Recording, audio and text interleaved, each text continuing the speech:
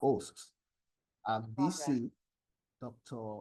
Godwin Idoko Ogala, lovely called VC by every one of us.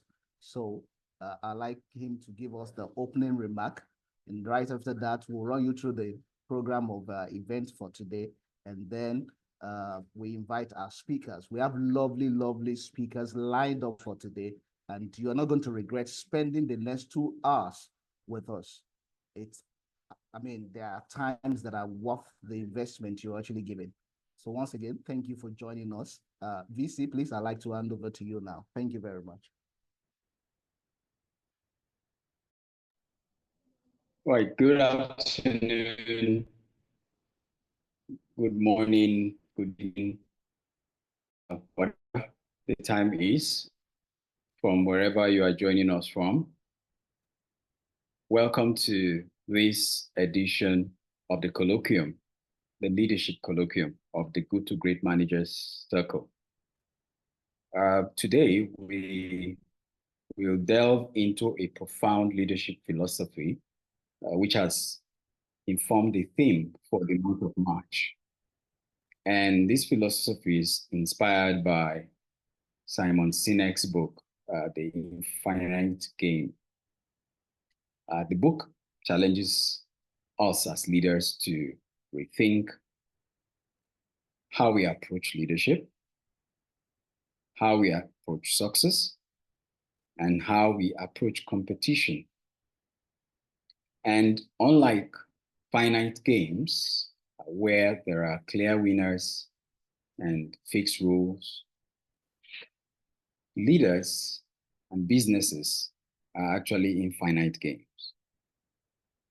And where the goal is not just to win, but to keep playing, to keep evolving, to keep improving, and also to make a lasting impact.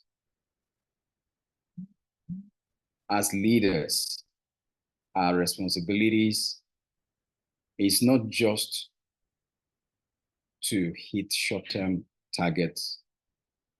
It's not just to achieve annual goals, but mostly our targets is to build organizations, teams, and legacies that endures for a long time. So infinite or infinite-minded leaders must focus on resilience over results, purpose over profits, and long-term short wins over short-term wins. They inspire trust, they adapt to change, and they create a culture where everyone thrives. Not just for today, but of course, for a long time.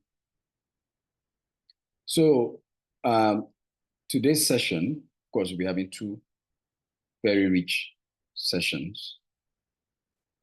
We would be challenging ourselves as leaders. Are we leading with an infinite mindset?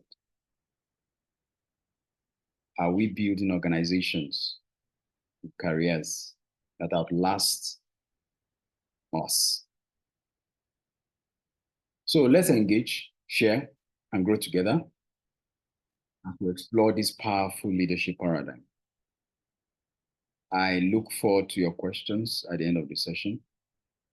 And like everyone here, I'm here to learn. My mind is open, and I'm sure I will be enriched today. Thank you all once again, making our time to be here. And I believe it will be an enriching session for you. And it will be a time well invested. So I'll see you in a bit. Over to you, Rufus. Thank you. Thank you very much, VC, for that wonderful opening remark. And I love the sound of it. Let's engage, let's share, and grow together. And he has told us that this session is going to be enriching and it's going to be a time well spent. And I can actually assure us that with the lineup of programs we have for today and the quality of speakers who will be addressing the topics that we have today, you can be very sure that indeed it is going to worth your time. And I would like to quickly indulge every one of us. Please try as much as possible. You have the link. Leaders always share. All right. Try as much as possible to share with everyone in your circle. Invite them, let them be part of this program. So today we have two lovely topics we're going to be looking at: purpose-driven leadership and legacy formula, leading with a vision beyond profit. And this is going to be taken by Dr. Joshua Awesome. We were all together last time when he also took us on leadership myth. And I'm very sure that many of us have been looking forward to this session with him. And then immediately after Dr. Awesome, we're also going to be having another session: winning versus playing the infinite game, strategies for sustainable leadership. And that is also going to be taken by Coach Adash Benakapa all the way from India. Okay. And then please take note of your questions as well. We are also taking a quick review at a quick look at the book for the month, The Infinite Game by Simon Sinek. Beautifully enough, text today. VC has also said one or two things about this book. And then we will also share with you some of our programs for the rest of the year. And then we will close right about now so that we don't take too much of your time. The March Leadership Colloquium is here and we are live. And like I told us, please, let's share. We have the link. Invite your colleagues, invite your friends, your leaders, people who report to you, invite them over. Let us learn together. So I'd like to quickly introduce you to our speakers for today. And then I'm going to be the first speaker is none other person than Dr. Joshua Awesome. He's an executive coach and a mental health advocate. So he's the one who is going to be taking us on the first topic for this afternoon: purpose-driven leadership, legacy formula, leading with a vision beyond profit. But for the benefit of those who have not met Dr. Awesome, I'd just like to quickly introduce him to us. Dr. Joshua Awesome is a distinguished scholar, executive coach, and a passionate advocate for mental health. With a strong focus on learning and development, he empowers individuals and organizations to achieve their goals through evidence-based approaches and practical strategies. As an award-winning researcher, Dr. Awesome has been recognized for his contributions to the field of psychology and is the author of 3 best-selling books. His expertise is in translating complex psychological concepts into clear, engaging, and actionable insight. We all saw that last time we met. And this has made him a sought after thought leader in the industry. With over 25 years of experience, Dr. Awesome has facilitated and coached more than 200,000 individuals and professionals in transformative leadership sessions. So you are not in a wrong place. He has collaborated with renowned global brands such as Discovery, MTN, South African Airways, GlaxoSmithKline, GSK, you know that, Osfarm, Ericsson, General Electric, and a whole lot of others. Doctor is guided by Benjamin Franklin's timeless wisdom. And he says, tell me and I forget. Teach me and I may remember. Involve me and I learn. Please take note of that. Doctor, as always, ensures engaging, practical, and impactful So get your pen and paper, please. Keep your mind very open. He equipped participants with tools to drive real change. That's why we are here in their personal and professional lives, whether supporting individuals on their growth journey or helping teams and enhance their mental well-being and performance. Dr. Hossom's approach is rooted in empathy, authenticity, and a deep commitment to transformative power of psychology. Please, I want us to put our hands together, your virtual hands together, as we make welcome Dr. Joshua Awesome as he takes us on the topic purpose-driven leadership, legacy and legacy formula, leading with a vision beyond profit. Doctor, we're excited to have you here again. You can feel the excitement also in my voice as well. Thank you so much for taking out all the time to be here. Please, you have the floor now. Well, thank you so much, distinguished ladies and gentlemen. I think the first thing I'd like to do is to express my sincere gratitude to the entire Good to Great Managers Circle, led by the founder, Dr. Godwin. I must start there. It's an honor to be in contact with you all. Thank you, Dr. Godwin Ogala, also known as GIO. Rufus, thank you to you and your entire team. It's an honor to be here again. Without taking too much time, I would like to also thank you guys for taking my feedback last month, to have it at a time that, you know, pretty much makes me feel very comfortable, not just to be in the session that I would facilitate, but to stay till the end. And that's why I made the request that can we look at a different time compared to the time we had it last month. And I say that because that's how I basically operate. Every time I am invited to facilitate, to be part of an event, a conference, a seminar, a keynote, a workshop, a retreat, I don't double book, which means that this is the only schedule on my itinerary today. It doesn't mean that there were no other requests. It simply means that I declined them to focus on this. And I wanted to say that so you know how much I take every opportunity that I am given to be able to facilitate. And so I'm going to try and see if I can share my screen.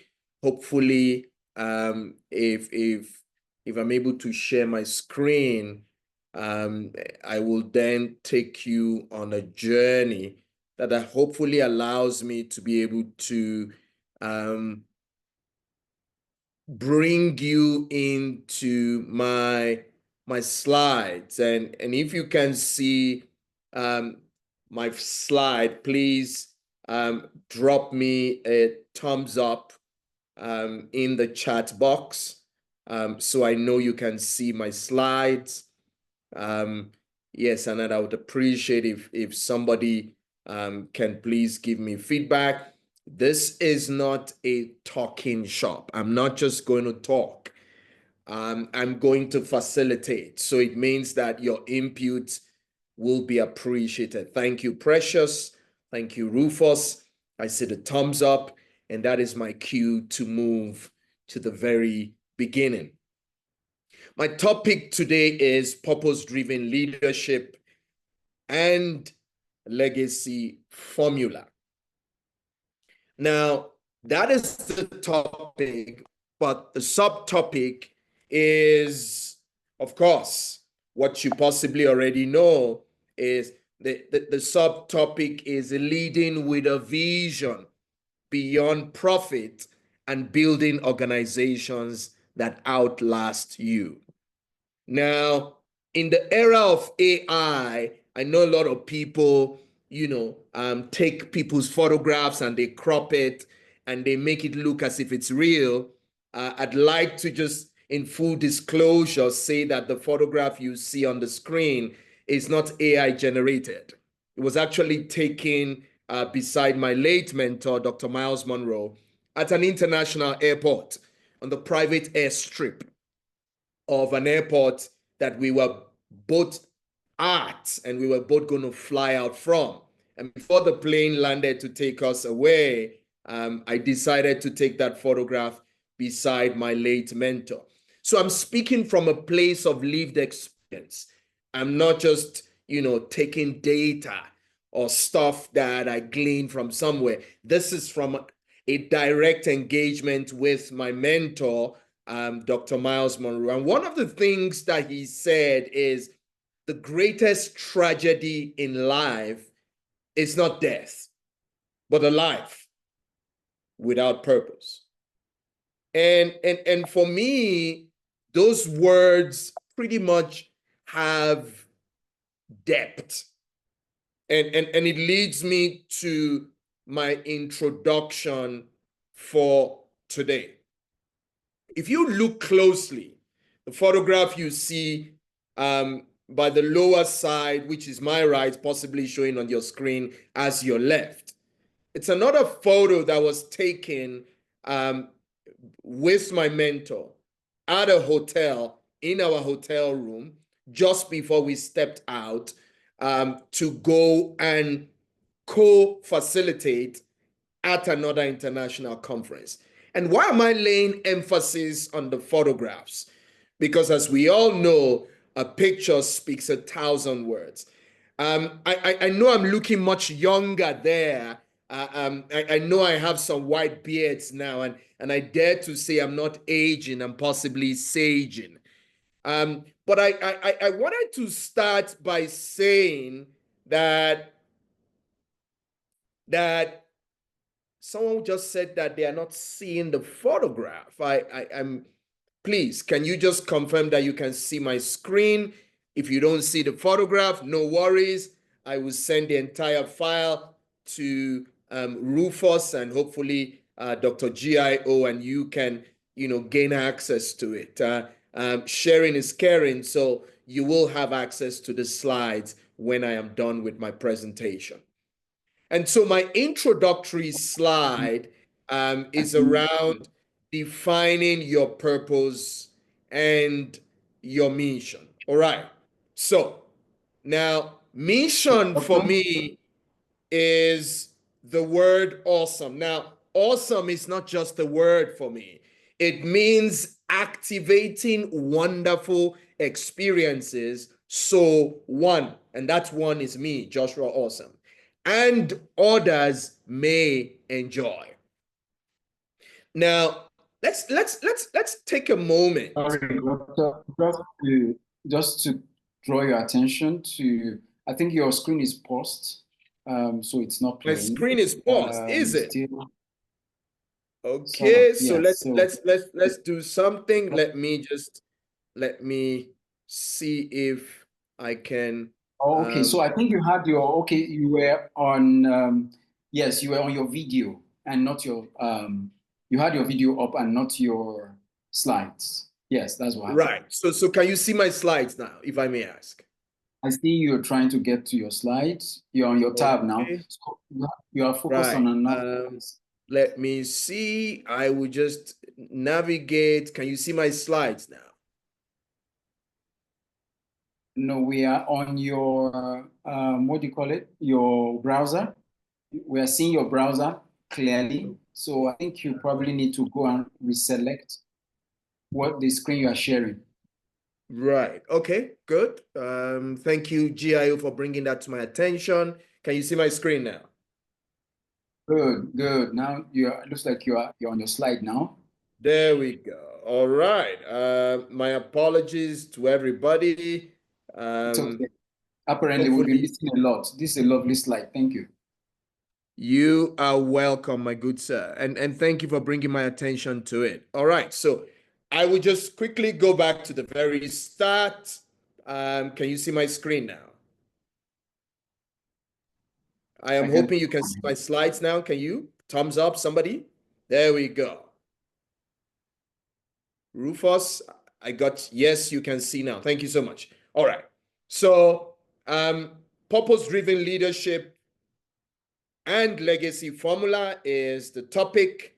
Of course, the subtopic is leading with a vision beyond profit and building organizations that outlast you. And I started by saying that many people in this time of AI possibly take photographs, crop it, and try to wish that the photo that they were sharing exists. Now, this photo was not photoshopped. It's an original photograph that was taken beside my late mentor, Dr. Miles Monroe. And this photo was actually taken, I recall, from a private airstrip where we had been flown into and we're also going to be flown out of. And I remember taking this photograph just before we departed that place. And I shared this on purpose because of the quote, "The greatest tragedy in life is not death, but a life without purpose." Many people have heard the name Miles Monroe, but many do not and may not have had the opportunity that I've had. And that's why I wanted to start with this quote today. But more importantly, I'm going to tell you and share with you some insights from my direct relationship with him. Now, I start by introducing my topic with another photograph below the introduction. Now, defining your purpose and mission is very important. The photo you see on the screen again is another very beautiful photo of me and my late mentor. I know I look possibly much younger there. I know I have some white beards now, and I dare to say I'm not aging. I am possibly saging. Now, my surname is awesome, and it's not just awesome just because I just want to throw words. There is a mission behind it. And that mission is, A is for activating, W is for wonderful, E is for experiences, S is for soul, O is for one, which talks to me first and foremost, and others. And then M is may and E is for enjoy. So my life mission is to activate wonderful experiences. So one, that is me first and foremost, and others may enjoy. Now, I define my mission through my surname because for me, the last 25 years, I have had an opportunity to live this mission. And it led me to be mentored by a leader who exemplified purposeful leadership. I'm speaking of no other person but Dr. Miles Monroe. Now, Dr. Monroe was more than a mentor for me. He was a guiding light on leadership, purpose, and legacy. One thing he always emphasized to me was, Joshua, food is fuel. Now, it's important you keep that at the back of your mind. And if it's at the back of your mind, I'd like you to repeat it. Food is fuel. Somebody can type it in the chat box if you heard me say what I said, so that I know you heard me clearly. Now, however, fueling our bodies and our minds. Thank you, Modupe. Thank you, Rufus. Fueling our bodies and minds in the right way extends beyond just nutrition. It connects to leadership and legacies. I will call that the two pillars. All right. Leadership and legacy. And I will unpack that further in a video before I close this time with you, distinguished ladies and gentlemen, together. Thank you so much, Precious. Food is fuel. Thank you, Caesar. Food is fuel. Thank you, Claudie. Food is fuel. I know you got it now, so I'm going to move to the next. Now, let's move to my first key theme. My first key theme is purpose. All right, purpose-driven leadership. And purpose fuels leadership, even though profit is a byproduct, not the goal. Now, when you lead with purpose, profit becomes a byproduct, not the goal. Now, my example and my case study today, as you possibly know, I love using videos to drive home my point. I'm going to show a short video towards the end of my time with you. And this short video focuses on a brand that I have also had a lived experience with. My new book, which is coming out later in the year, is titled Accidentally Disabled. And that comes from me having had an accident where my spine literally came out from its socket. And that whole story made it into a keynote that I delivered at the Cape Town International Convention Center last year at the largest healthcare congress that had 10,000 visitors. Now, I'm not going to bore you with that story. I encourage you to look out for that book, which will be released at a later time. And if you may, you can, do me a favor and drop an email at joshua@africainmind.org if you want to pre-order that book. Now, let's move to my case study for today.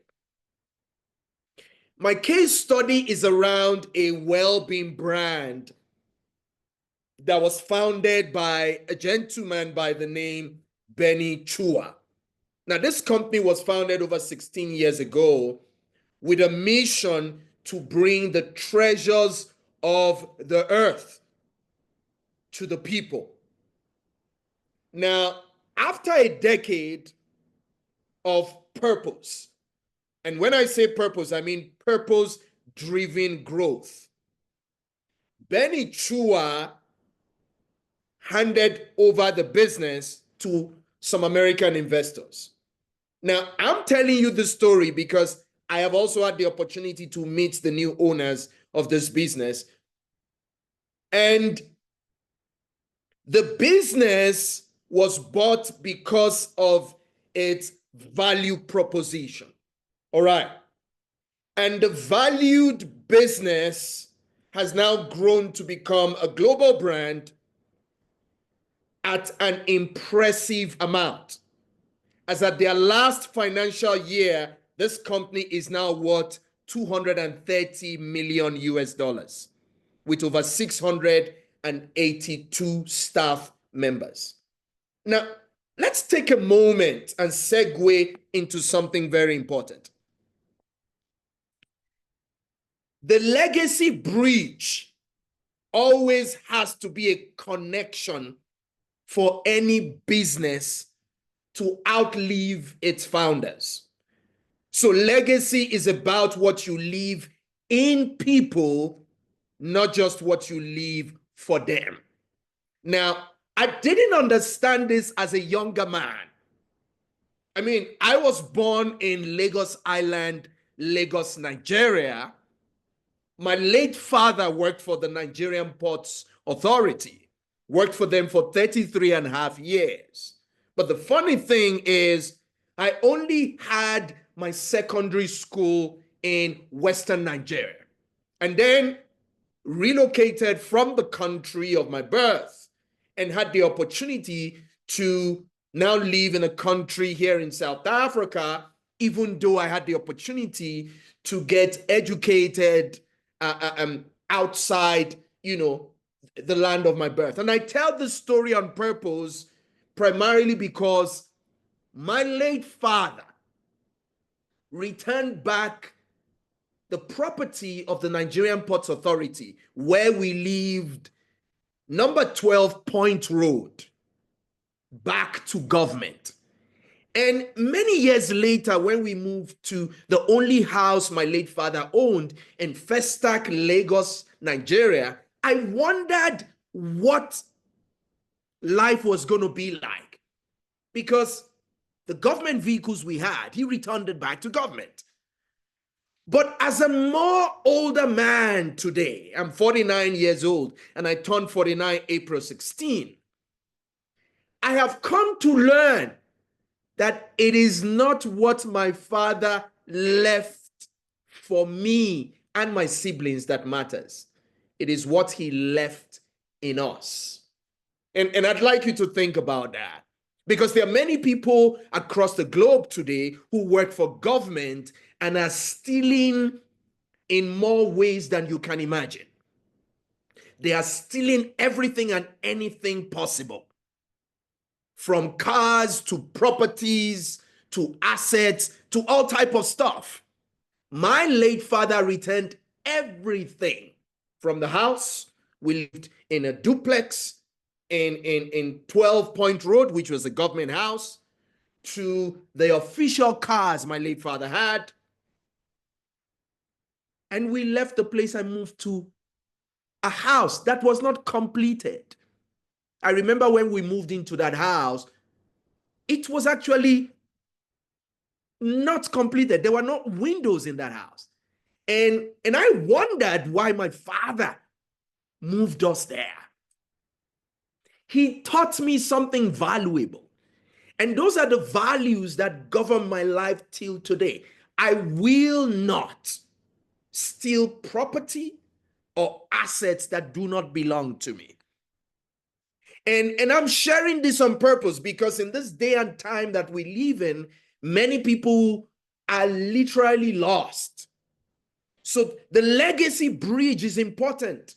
And that's the connection between leadership to longevity. And leaders must shift from success to significance. And that's what Benny Chua did when he handed over that company to Mr. Cardwell. So I'm going to pause right now and I'm going to ask you a reflective question. What is one word that defines your leadership purpose? I'm going to pause now and look out to see your feedback. Somebody just cracked me now. He says he knows my former residence. Well, it's former. I'm happy it's former. I mean, if my late father stole it, it possibly would have belonged to us, but that's the beauty of life. Don't take what is not yours. Okay, so I'm waiting to read, your one word that defines your leadership purpose. I'm waiting. I love what Rufus just typed, even though it's very long. I said one word. It says, "This is amazing. Truth that can be verified is also a legacy." I like that. Okay. All right. Dr. OK says impact. Modupe says integrity. Thank you. We asked for one word. Rufus, you gave us 1, 2, 3, 4, 5, 6, 7, 8, 9, 10. Okay, 10 times more than we asked for. Right. Okay. So while you are still thinking of your one word, let me now segue into what I will call, my next pillar. Remember, number 2 key was the legacy bridge, connecting leadership to longevity. All right. Let me pause now. I see some people are making some feedback and inputs here. Right. Okay. Precious says transformation. Rufus, thank you, God. Honesty. Right. Fehitola, value. Okay. AB, the coach. That is authenticity. Thank you so much. Rosemary says empowerment. Okay, Mark Jones, you have 3 words: inspiration and motivation. But thank you so much for sharing. And it's important that we all understand that leaders must shift their focus from success, which is short-term gain, to significance, which is long-term impact. I mean, I just told the story of my late father. Somebody says he knows that house. Can you imagine if my late father had stolen that house and we had remodeled it, turned it into, my family residence? And maybe we then call it Awesome Mansion, so that whenever I fly to Lagos, that's where I stayed. But it was never ours. So that's why we never kept it. So think of a leader who impacted your life.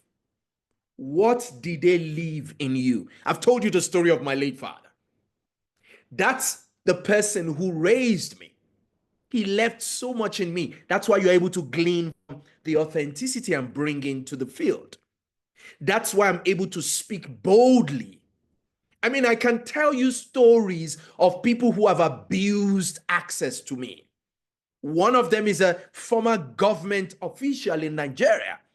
Can I tell you that I'm the first citizen of the nation called Nigeria to climb Kilimanjaro with the national flag? Now, I did it with my own resources, but somebody in government invited me to Abuja and used me to take money from government. Now, this is the type of people that really, truly we need to be asking ourselves. And that person is no longer in government, but that which he did lives after him. And it's important we check how we are living. So I'm going to ask us to pause and pair right now. And if it's possible, pick somebody in the group, all right? Pick somebody in the group. Just pick anybody, all right? Pick anybody and share one lesson you've learned from a mentor, from a coach. Let's take the next 60 seconds to do that. And then we will then come back and share what we learned from the other person. And please, you are not going to share what you know. You're going to share what the other person shared with you. So we're going to take 60 seconds to do that before we segue to principle number 3. All right. And 60 seconds is counting down. We have 50 seconds to go.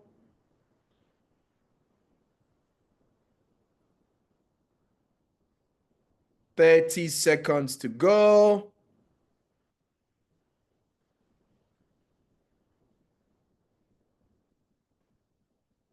20 seconds to go.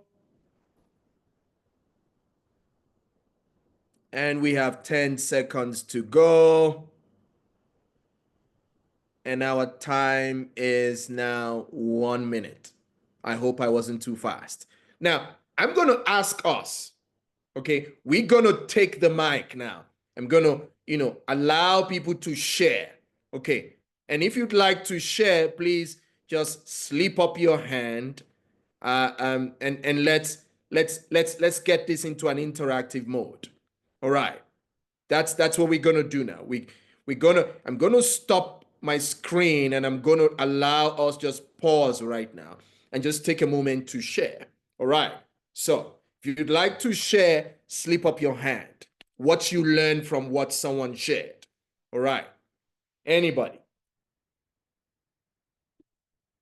So that this is a bit more interactive, I have stopped my screen sharing and I'd like to see someone. Anybody?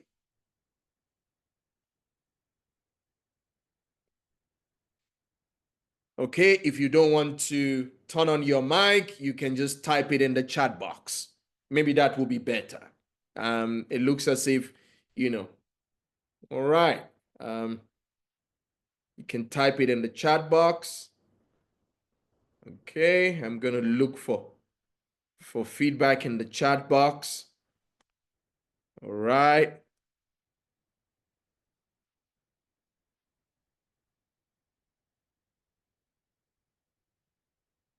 I'm not sure why people are not responding to this activity. Maybe you did not get the message. I really hope you did. But my request was to ask, okay? I see somebody is now responding in the chat box, okay? Right. Somebody said they were not able to connect with anyone.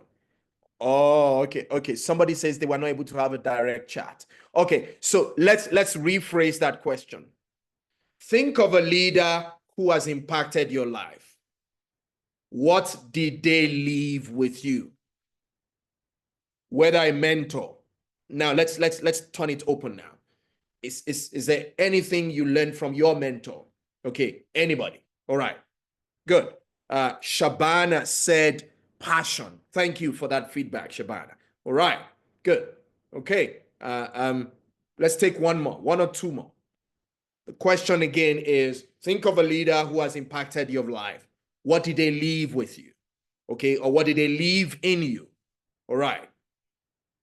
All right, Femi Okoduba says they left clarity of vision.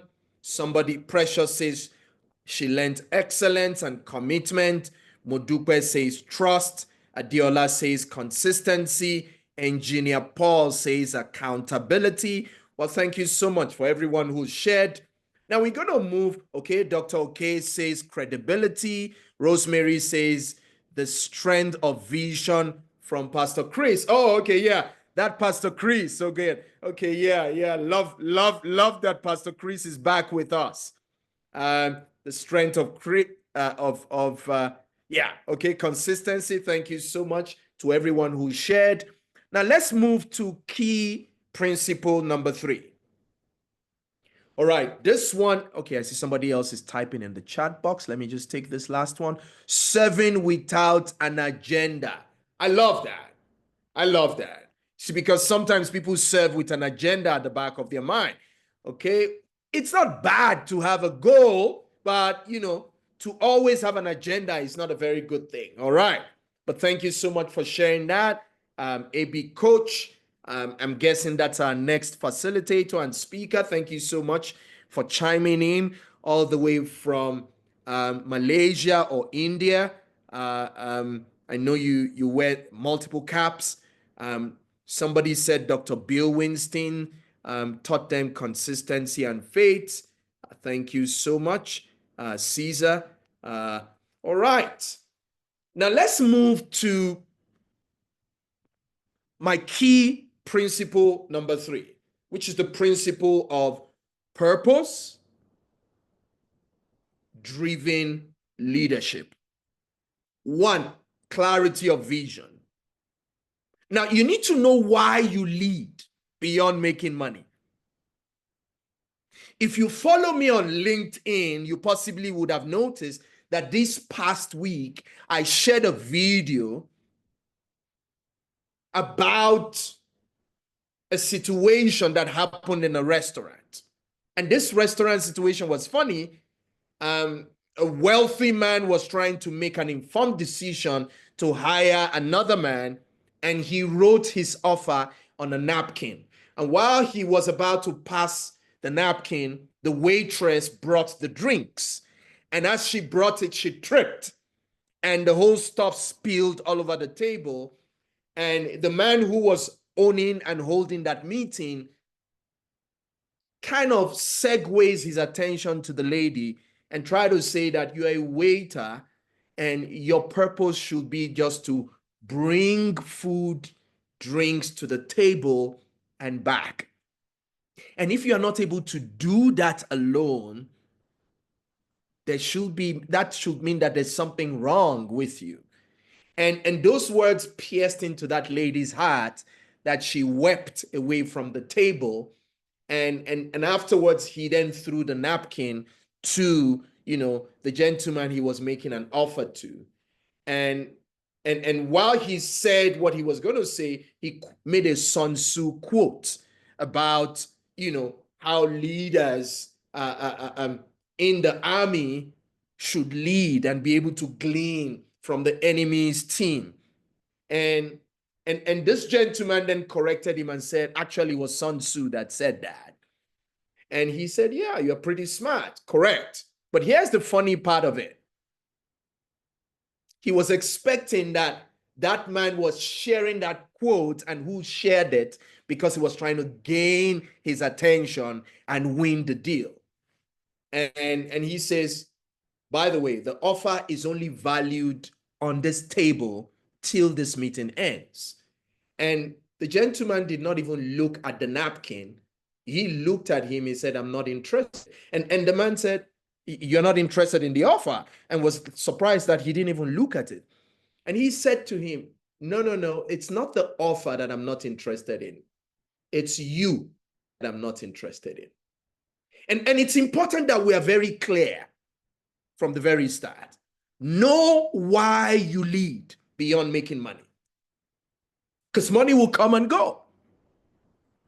I've asked in a physical session before about value-based leadership. I asked people, what is the highest amount of money you've lost? And people were, mentioning some figures here in South Africa. And I said, the highest amount of money I have lost, and this is not a joke, I'm actually very serious what I'm about to say. The highest amount of money I have lost is 2 million rands.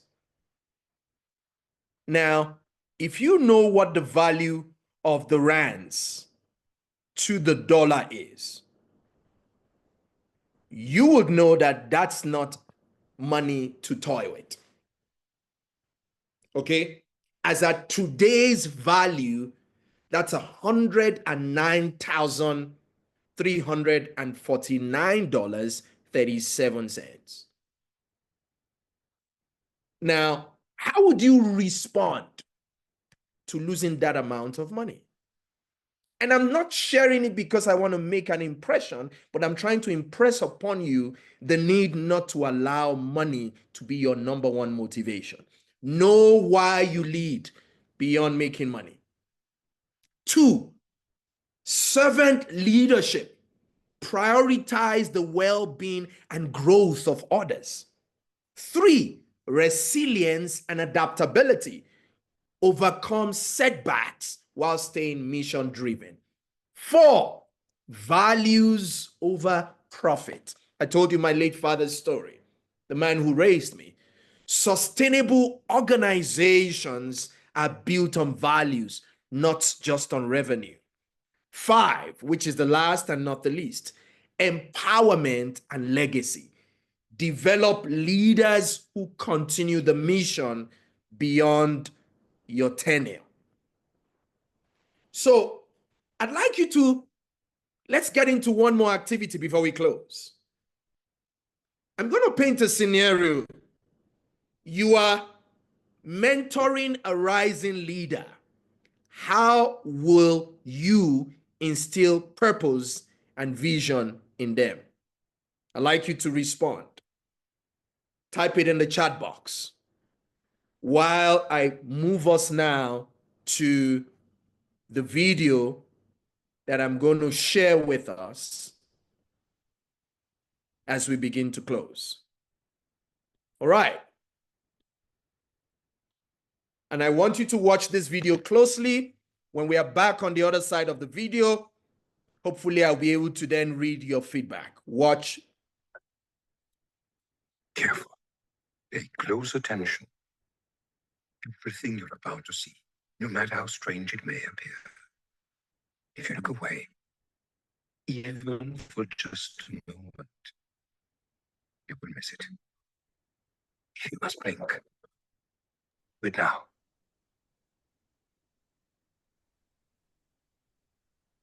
All right, doctor, you need to change to the video screen so we can. I need to change. Right, you need to share the video screen, or if you're playing it. I need to. Oh, wow. Oh, wow. Okay, let's do this. I hope I got it now. Let's see. Is it correct? Good. Right. My apologies, guys. Sorry. I'm sure you can tell I'm not a Zoom person. I use Microsoft Teams. Sorry. Welcome to Zoom. Sorry about that. Close attention. Everything you're about to see, no matter how strange it may appear. If you look away, even for just a moment, you will miss it. You must blink. Do it now.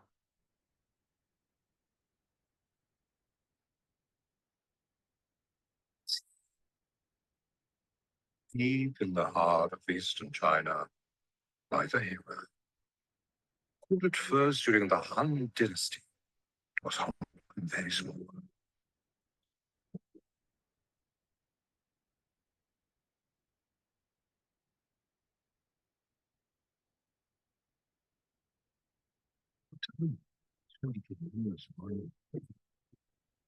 Your path is rare herbs, reserved only for the royal family. Why? What did one little fungi do to be documented in history as the king of herbs? Well, it spread like wildfire. Foreigners gave it many different names. The Japanese pronounced it Reishi. Locals to the Wuyi Mountains pronounce it Lingshu. But to the Western world, Lingxi was referred. Regardless, the word Ling has many interpretations. Miraculous, sacred, divine, and mysterious are just a few. The kanji for Shi, however, is traditionally defined simply as planned longevity. Fame soon and Gao, royal artisans were commissioned to paint its glory throughout the walls of the imperial forbidden city.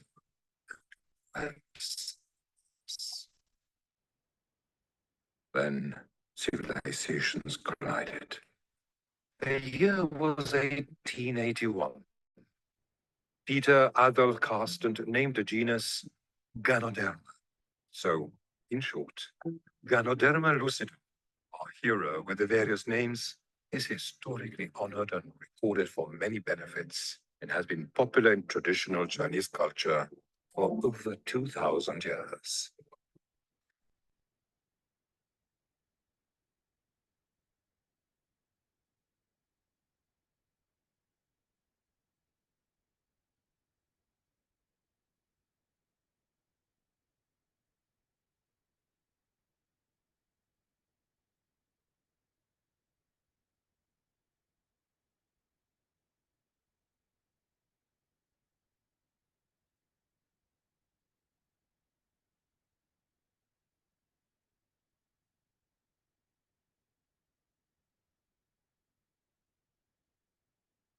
Like the winds of change, our hero's epic journey begins smooth, very smooth.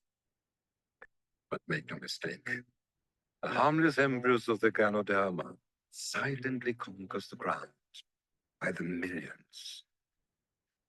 This spore powder can turn any host environment into an alien landscape. Soon, powerful spores begins to germinate. Transformation of our hero is like none other, and like a master orchestra, fine white filament begins weaving its way together as one harmonious act into the world of mycelium, creating one of the most advanced organic networks mankind has ever seen. Yet all of this takes place in the shadows. And when ready, noble hero begins to take visible form. At first it's white, various hues of red. It's like a dance. The stem majestically begins to fan, whitening its royal presence. Some shades of purple, even blue, into the blue. Dances must come to an end. Yet, before the curtain falls on this hero,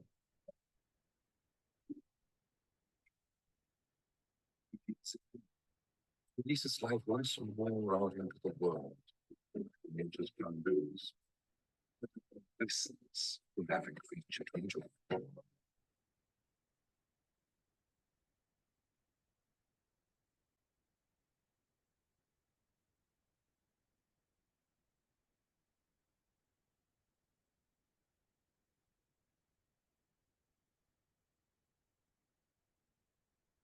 Now you have heard a great story. Yet, what makes one feel better than another? Why are some remembered for centuries and others lost in time? Maybe because they have purpose. Another great story with purpose is none other than something so profound yet very, very delicate. Our health. And if good health was our hero, the villainous antagonist must be one of destruction, like free radicals.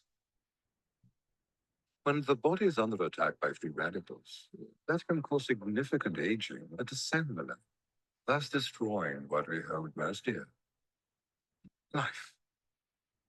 The biggest reason Ganoderma has been remembered for millennia is mainly because it naturally contains antioxidants.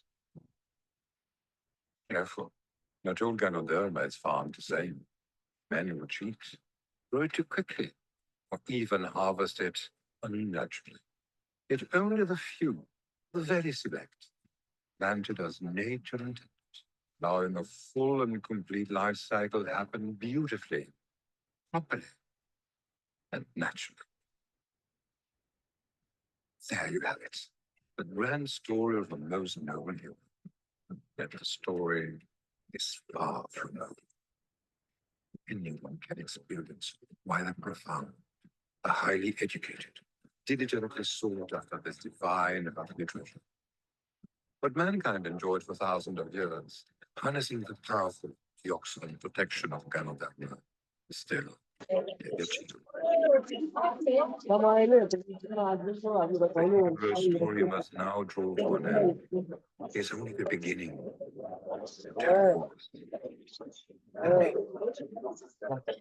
New story.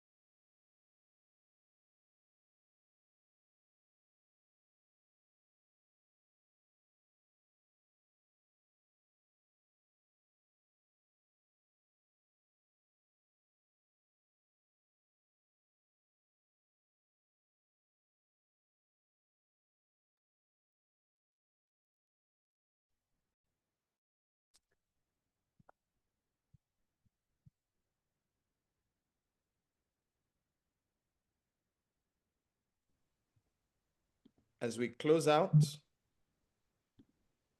I'd like to leave you with a very important thought.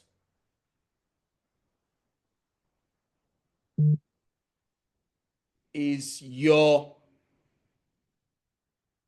purpose fueling some form of longevity? If it is, then it will outlive you.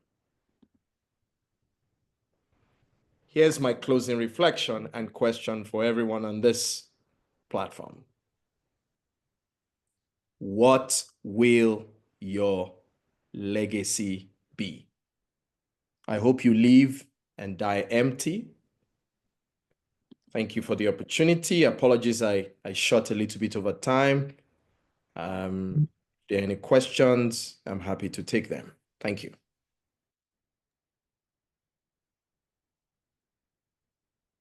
Thank you so much, Dr. Awesome. Thank you so much.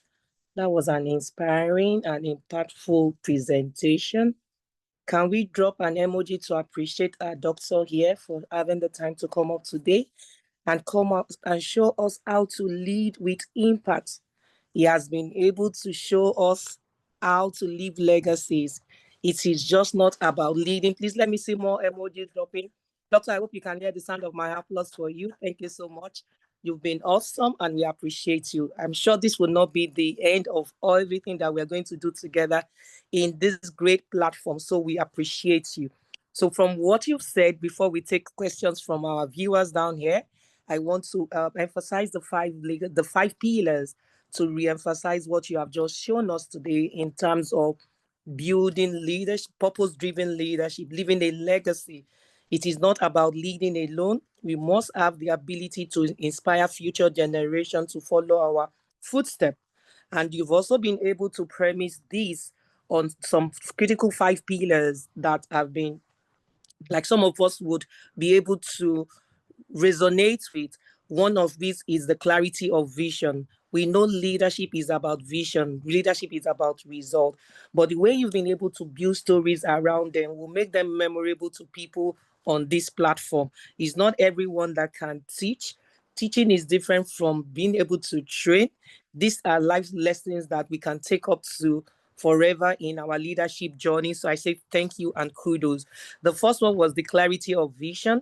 The second one was the servant leadership. And what resonated with me most was value over profit. For most of us, sometimes when we start our career, we have this goal that I want to be a manager, I want to be known as a leader.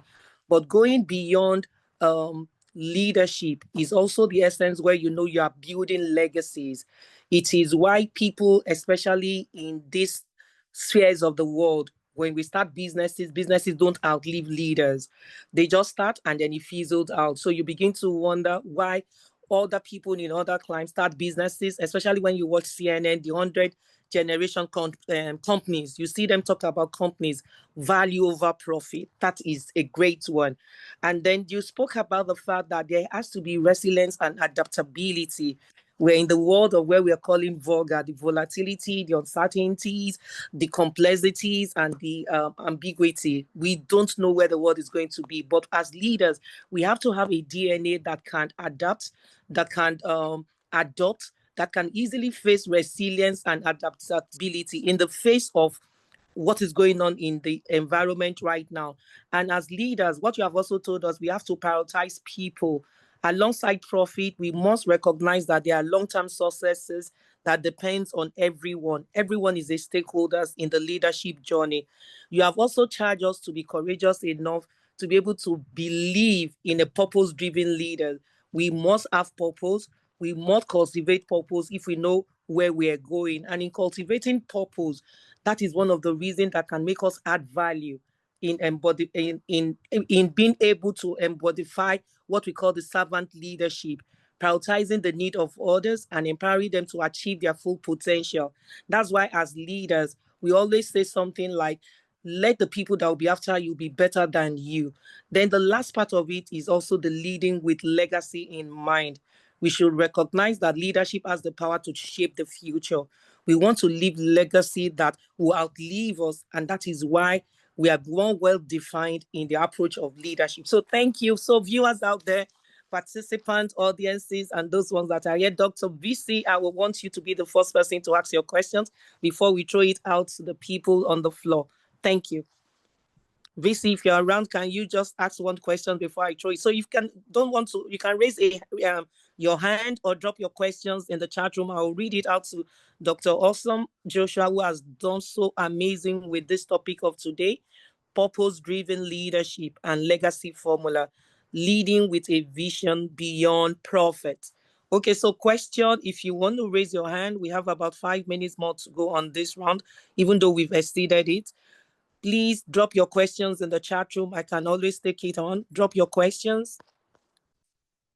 VC, are you there to ask a question, or should I throw it over to Rufus to ask his question? Otherwise, I don't want to be the only one that wants to talk today. So please don't let me do Joro. So please ask your question.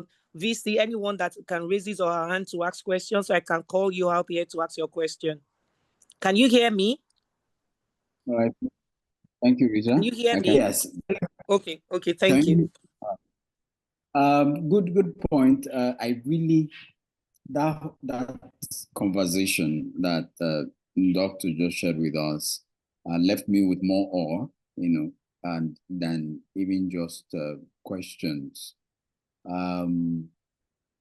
And okay, maybe he's achieved that because his name is Awesome. Again, a very thoughtful, And he left. He said something just at the end that if your purpose is not driving sustainability or longevity, and that threw me into, this deep thinking about what I am doing, the vision, and then versus what is legacy? How does legacy connect to this vision? And of course, in the various aspects of my leadership, whether it's in business or in career or in non-profit endeavors or even in my family, and even spirituality, in all the areas that I have assumed leadership. Which areas? Yes, I have a vision in every area, but how am I translating that into legacy? And so if Doctor can just weigh in quickly, I know he mentioned some key pillars, but he started with vision and he talked about some other things, that followed. How does that, how do you ensure your vision or your purpose is translated to longevity or to legacy? Thank you. That's my question. In just one simple, if you can capture it for us in one word. How? So, Doctor, it's over to you right now. He has asked how purpose can be aligned to driving longevity, that is sustainability. That's part of my question I was going to ask you. So VC just peeped into my book today. So the answer, you have the floor, Dr. Joshua. Awesome. Right. Thank you so much, GIO, Dr. GIO. Thanks so much. And thanks for your kind words. I know you've been in multiple sessions, so for you to use those kind words, I deeply appreciate it. And one of the things that I didn't say was I was waiting for someone to actually ask the question you've just asked. That's why I did not say it. It's actually my final thoughts, and it's a reflective one. How you would know if you're already building a legacy is if you are constantly accumulating. Because if every day you wake up, you are constantly accumulating, it's what I can get versus what I can give. If you are getting more regularly and you are not giving in commensurate to that getting, then you are not building a legacy. And so you need to be very, very careful in that regard. I mean, it's not news that Dr. Miles Monroe he died in a plane crash. But the interesting thing is that he's been gone on the planet. He's exited the planet, for a while now. But his name is still alive. In other words, he's leading from the grave. And that's what begins to happen when you have transitioned from just accumulate to accentuation. And you accentuate, in other words, you move up from people who are just leading to get by leading to give. And many times, typically I know how much I'm paid when I facilitate sessions like this. And I have a client in North America who I facilitate for every month, and I'm paid in dollars for the facilitation. And I have not met this client. We do it virtually, but I'm paid. Now, I don't get a cent for this that I'm doing, for the Good to Great Managers Circle. It's not that I cannot ask to be paid, but there are certain assignments that you measure and you quickly check where it falls in the spectrum. When you get clarity about where it falls, then you can then say, okay, we will give this. But if you do not know or you've not downloaded value into a relationship, then don't demand it yet. So the reason why I'm bringing myself here is because I'm already seeing some value that the relationship is adding to me in some other places. So the fact that they have requested that I facilitate this, they are able to draw down from, that, call it, that portfolio of mine, as it were. And that's how we should be thinking. Money is good, but it should not be, the main purpose. And when you are going to make a demand of a relationship, make sure you've added some value first, because it's not fair for you to want to reap where you've not sown. And many times, these are some of the things that brings a disconnect. And so to conclude, think addition much more than accumulation. So I'll give you one last example. This weekend, I am facilitating a mental health retreat. No, not retreat, sorry, I take that back. A mental health intervention somewhere here in South Africa. And possibly over 200 people will be in that place. If I was to bill those 200 people, I know how much money I will get. But you need to be thinking of accentuating your leadership. When you accentuate your leadership, you are not thinking of accumulating, you're thinking of giving. But it should also be purposeful. And that will be my response. Thank you so much, GIO. Thank you so much, Dr. Awesome. That was quite enlightening. And your approach for the fact that you were able to say something about moral leading from the grave, that was quite impactful. And I think from the almost 30 of us here, leading from the grave, that is a new one. I should give you, with the way you are able to coin words, honestly, another round of applause. Please, let's drop it in, leading from the grave, truly, because if you look at his life, despite the fact that he's no longer alive today, the fact that people can pick up a book and read about him, the fact that people can still resonate with his stories on leadership, that is quite impactful. And I understand the fact that accentuation to be able to give rather to keep on getting. We're in this era, we're in this generation where we're looking at the one we call the Indomie approach of 3 minutes. We want to get, we want to see what is in it for us. What can we do? What can we benefit from anything that we're doing? But what you've been able to impart on us today is to think about value addition, crafting out vision that can be compelling, because you look back yourself after this world, what have you been able to do? It's all about influence, and who can you influence is also of critical value. So let's give a round of applause to Doctor. We're leading right now to the end of the session so that we can bring in the next speaker. It's awesome to have you, Dr. Awesome Joshua. Thank you for this word. And for me and others, I'm sure the 5 pillars that you have shared with us will resonate to each and everyone on our leadership journey. And this will be able to build up our leadership quotient. Thank you so much. So over to you, Rufus. Thank you, Doctor. I'm sorry, I see somebody asked a question about how do we embed purpose-driven leadership in our company culture. And I'll just quickly take that. Okay, you can, sir. I'm just saying that. Yeah, thank you. You can take that quickly. Yes. So there needs to be clarity. So clarify your why. The reason for the existence of that entity beyond profit. There needs to be what is called leadership alignment. So senior leaders need to fully understand and believe in the company purpose. Many times, some people hire anyhow, and there's no alignment. Lead by example. Walk the talk. Don't just talk. Okay, be authentic. I get tons of text messages, WhatsApp messages, because my number is in the public domain. So sometimes people send me messages, and sometimes people call, and I'm like, I'm sorry, I can't take your call because I don't take unsolicited calls. Even when I'm trying to tell them that, I am doing it with respect. Okay? There is nobody who reaches out to me on LinkedIn, for example, that I don't personally respond to. Nobody on my team handles my personal LinkedIn account. And there's a reason why that is important, because the purpose behind setting up LinkedIn by the original founders of LinkedIn is what is driving how I respond and use my LinkedIn on purpose.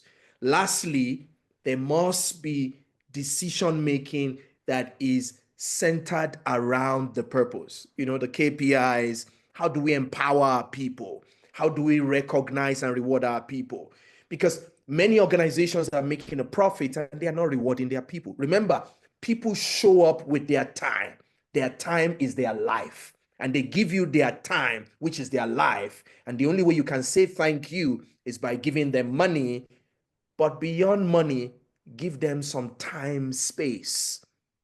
Recognize them, reward them, plan a getaway, a retreat. I mean, get in touch with GIO, let them put together a retreat for you. Hopefully, they'll bring that retreat to South Africa. But in conclusion, let's foster a purpose-driven culture where we tell stories. Many people have never heard my late father's story before. I am the one who can tell that story, and I'm telling it because storytelling, communication, sharing impactful stories. Somebody has heard it today or may watch it in the future, and it will lead to us continuous learning and development, and then eventually build a cross-team collaboration. Because I am here in South Africa, GIO is in Nigeria, we're cross-teaming and we're collaborating, and it's going to lead to hopefully engagement that stakeholders within this community can get to trust, the work that GIO and his team will continue to do for the greater good of Africa and beyond. I thank you. Thank you so much, Doctor. I mean, that you have truly an epitome of book. You just drop in one nugget at a time. Thank you so much for this impactful session. And hopefully we hope to get in touch with you soon again to come and join us and share with us from your wealth of knowledge. Thank you so much. Over to you, Rufus. Wow, this has been very, very, very awesome. We've truly been imparted today. Thank you very much, Madam Rita, for that Q&A session.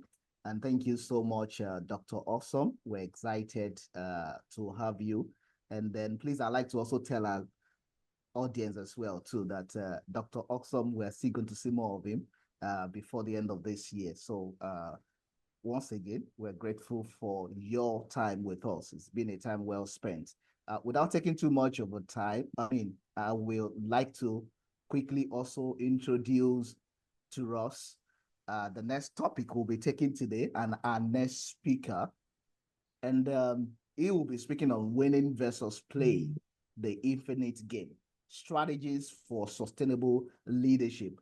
And then is no other person but our own very Adash Benakapa Basavara, popularly known as the coach. We love to call him the coach. And that is what he is also known as popularly in India. And I must say to us that he did everything possible to be with us today. And we are so excited to actually have him on this call today. Thank you very much. And I'll quickly tell us about Coach. Adash Basavaraj is widely known as the coach, a seasoned professional with nearly 2 decades of experience in clinical hypnotherapy, NLP, psychotherapy, coaching, learning and development, and corporate training. And you can actually attest to the quality of leaders that we are bringing to speak to us at this colloquium. He's a multifaceted expert, and he has excelled as management development consultant, L&D consultant, hypnotherapist, coach, a corporate communications professional, event designer, and national columnist with the New Indian Express in India. His contributions across diverse industries include healthcare, education, corporate organizations, and government agencies. He has established aim as thought leader in professional and personal development. Notably, the coach actually was the youngest recipient of the prestigious Chanakya Award by the Public Relations Council of India as the most promising communications trainer in 2014. Coach is known for integrating subconscious mind principles into training. He helps professionals strategically navigate leadership. So you are in the right place this afternoon if you're listening to him. Learning and personal branding. He is driven by the belief that training is not just about transferring knowledge, but about transforming lives. Is committed to simplifying complex ideas and delivering impactful content. Coach challenges conventional notions of experience in his industry, emphasizing that, take note, it is not the age, but the mileage. I mean, it's so interesting today when I listened to also Dr. Awesome when he was saying, look, I'm not aging, guys. I am saging. And you can see the connection too with the coach and Dr. Awesome. It's not the age, but the mileage that truly defines expertise. His mission remains very clear and compelling: to empower individuals, to empower others. And I'm also excited to tell you too that the coach, Adash, is also an electric vehicle influencer by passion. Please join me as I make welcome the coach, Adash Benakapa Basevera, as he takes us on winning versus playing the infinite game, strategies for sustainable leadership.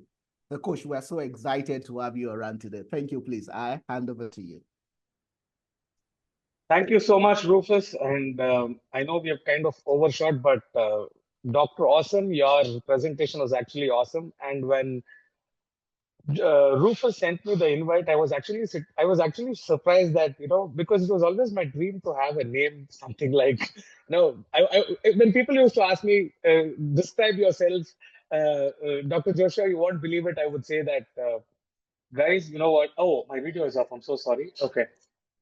Yeah. So when somebody would, namaste, hi, awesome, how are you? And when people would ask me, describe yourself, and I would say, I am awesome Adarsh. And when I saw this name on the pamphlet and on the communications that Rufus sent, I was like, wow, look at the cosmic connection and serendipity. And also, I think we have a lot in common, Dr. Joshua, because like how you were talking about your father, my grandfather was one of the first children's specialists for the country. He built a very large hospital and he gave it free of cost to the government. And sometimes I feel if he was not so giving, maybe I would have been very rich. But if I was rich, maybe we would have all never met, because I think, you would maybe be pulled in by the vices of life. So great to be here. And so, guys, how Rufus introduced me, I think it is very clear. And let me be very brutally honest, because I'm known for my brutal honesty. If my speech is a little fast, slow, please let me know in the chat box, or please unmute yourselves, and let's have as much as interaction as possible, because I don't know when I'll ever get a chance to meet all of you again. But before we start the session, I've always heard of this amazing proverb, which I'm sure all of you would know, because I think the roots are from Africa. And it says, if you want to go fast, you go alone. But if you want to go far, go together, right? So I think that is what we are doing today. I mean, we are using this wonderful technology to go far and beyond.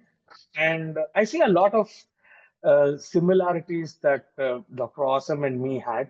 So before we start, I'd like all of you to, if it would be great if you could all unmute and have an interaction, because I would love to get to know you. And the point I was trying to tell you was, this is my first talk or interaction with uh, wonderful professionals from your region.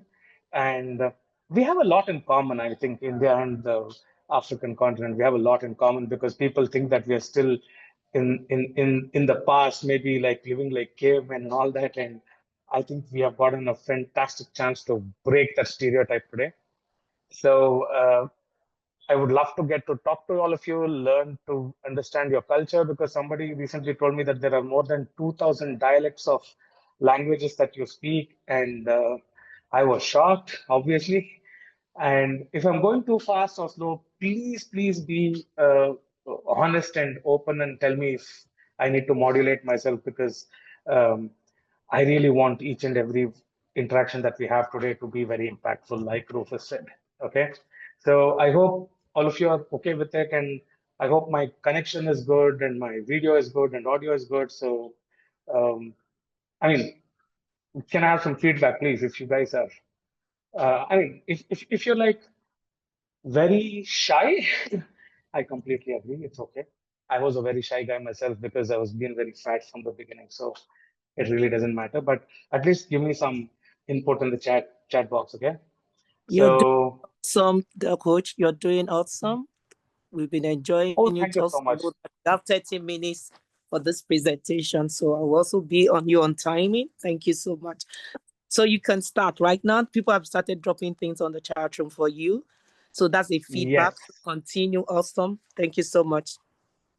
Yes. So since we have kind of overshot, I know this is a weekend and all of you have given us so much of time, so I wouldn't want to um, delay. So let us start our fantastic presentation today. So today it's all about, one second, then my screen I'm starting to share. Just a second. I hope it is.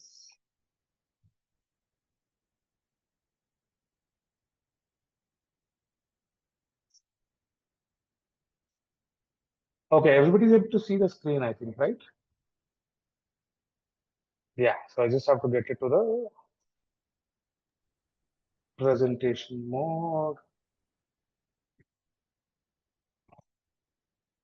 And yes, so when Rufus gave me this, uh, when he asked me for what topic I would like to take, in fact, I think my first answer to Rufus was, Rufus, please tell me something which is very challenging because I love a challenge. And he said, why don't we take up winning versus playing? And I said, okay, of course. And when I when I told him I wasn't that much of energy and josh, as you would like to call it from the Indian slang, but then I was thinking, wow, I mean, look at Dr. Gio, look at Dr. Rossen, look at all these people. They're such stalwarts, and how can I kind of go and preach to the choir? Okay, so then I decided, okay, that this is going to be a fantastic opportunity for all of us to connect and network, because I think one of the biggest mistakes that I have made is I've not been able to market myself because of the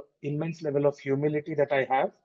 And the reason why I start this our session with this particular experience sharing is because the one of the biggest things that will make a leader create other leaders is when he understands his negatives first. Because most of us, when we are consider ourselves as a leader, we tend to think on the lens.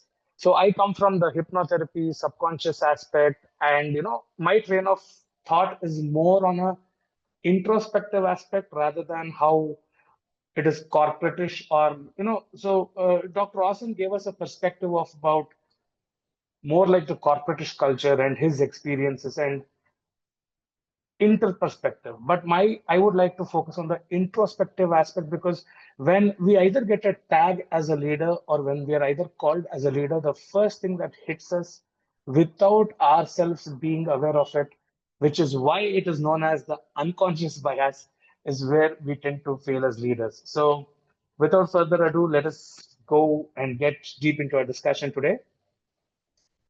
Leadership in a VUCA world. So when I say VUCA world, I think all of us learned it the hard way, especially this generation, all of us, because I don't know, kids who were born after 2023, 2024 will just get to see it in a history paper saying that, oh, there was COVID, I believe, but we guys experienced it. And I think we have all been blessed by God or the Almighty, because if we have all lived through this pandemic, that really means that all the good things that we have done have been counted. And that is something which I loved what Dr. Joshua Assam was saying. I think we have to leave behind a legacy. So COVID really taught us that the world today is one, volatile, it is uncertain, it is complex, and it has a lot of ambiguity.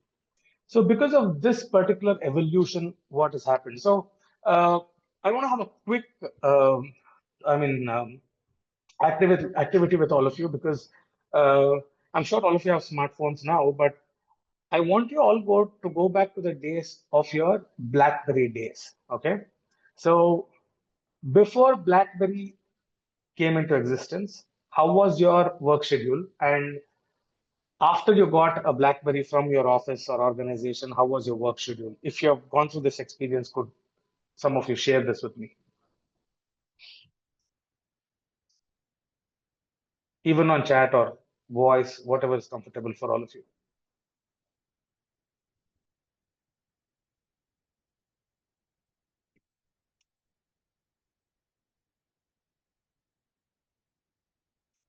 I kept my chat window open.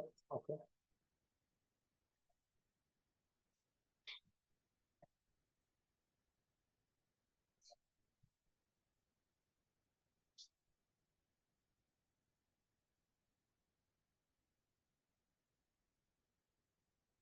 Open the chat window this time.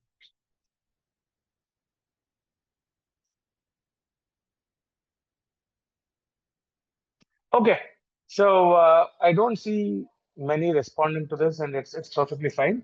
So the point I was trying to bring in was the work-life balance before was a certainty.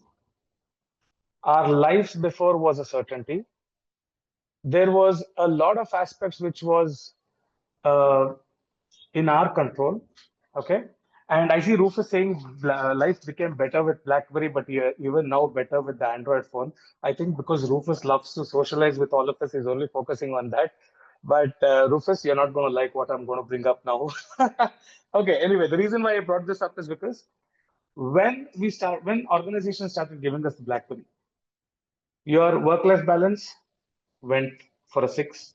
There was no work-life balance because before, when you came home, if there was an emergency, you would have received a call on the landline or you would receive a call on your normal phone and you could just call and text and whatever. But once the BlackBerry came in, you were round the clock working for an organization. Next, the complexity became more and more. Like Rufus said, life became more with an Android phone, but life has also become more hellish because of an Android phone. Because before, when you had a BlackBerry, it was all just about mails. Today, a manager will ask you to send you a report. He will ask you to generate some content. And with the advent of AI, though it is helping us nowadays, people are increasing our load and telling us, anyway, you're going to use an AI tool. Why don't you do this for me as you're driving home? And that is the kind of complexity that life has come to. And the way we understand how to balance our work and balance our life is one of the first things that we have to learn as leaders. And that is one of the main reasons why traditional leadership models are also evolving because you have so much of volatility. COVID taught us all these lessons. Uncertainty, we just didn't know what to do when COVID hit us. Complexity, because of the advent of technology. Ambiguity is because today, can you guys honestly tell me that you have a work life balance? Honestly, no. The ambiguity is right there staring in our faces. I'm sure all of you would agree, right? So, since it is such a volatile, uncertain, and complex and ambiguous world, is why I think leadership has to evolve and leadership models also are evolving because there was a time when there was only a autocratic leadership when I say this, you have to do this. But today it is like, this is what I have in mind. What do you guys think about it? We have a lot of participative styles coming into picture. So definitely we are on the right track, but I think we need to bring in more realization to corporates like Dr. Awesome very rightly said. I see a lot of these companies making a lot of money. They talk about leadership. We are leaders. We are doing this. We are doing that. But at the end of the day, they're not able to spend on people. And I'm not just talking about hikes in their salaries or giving them more money. I'm talking about taking them out maybe once in a quarter for a retreat and hiring coaches like us to kind of talk to them, make them feel at home, and help them vent out if nothing else. Just help them vent out, and that is what organizations are not focusing. So, if that being the case, how can you expect to have the best leadership culture without even following what you talk, right? So I'll come to more on that, but leadership is evolving definitely from what it was to what it is now. And the reason I brought this organizational aspect is because though the leadership models are evolving, I think it is high time that we create a much deeper impact and make organizations understand that it is not just about today's ROI, but it is about the holistic culture legacy of your company. Because if you're looking at today's ROI, you are just winning. But if you're looking at the next 20, 25, 30, or the next infinite number of days. That is when you're playing. So with that, I would like to dive into our topic, and I thought this was the best way I could connect it for all of you. So before I go on to the playing versus winning versus playing, I just want to quickly touch upon what are the complexities that are happening. So example, I think the slide is pretty self-explanatory, but I will only touch upon important topics because I don't want to go ahead of our time. And I know it's the weekend, and I'm sure all of you have some party plans. And if you all were right, somewhere nearby, I would have come and joined you also. Anyways, just kidding. But complexity is the situation has many interconnected parts and variables. So some information is available and can be predicted, but the volume or the nature of it can be overwhelming to process.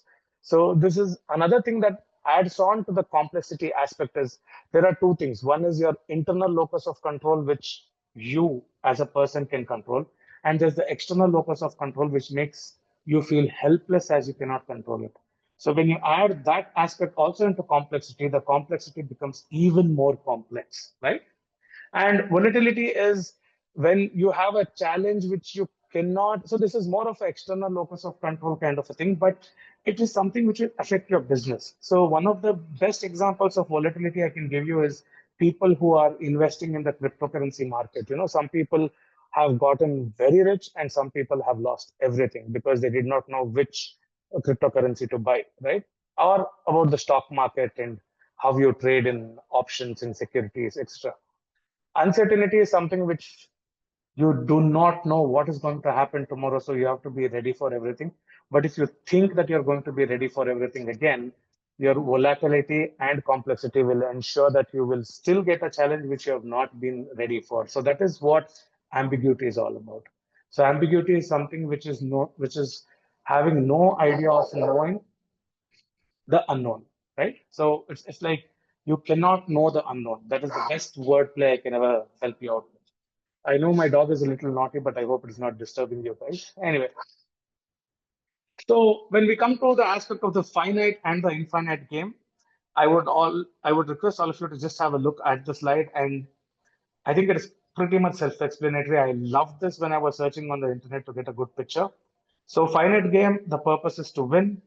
It improves through survival of the fittest. Winners exclude losers. Winner takes all.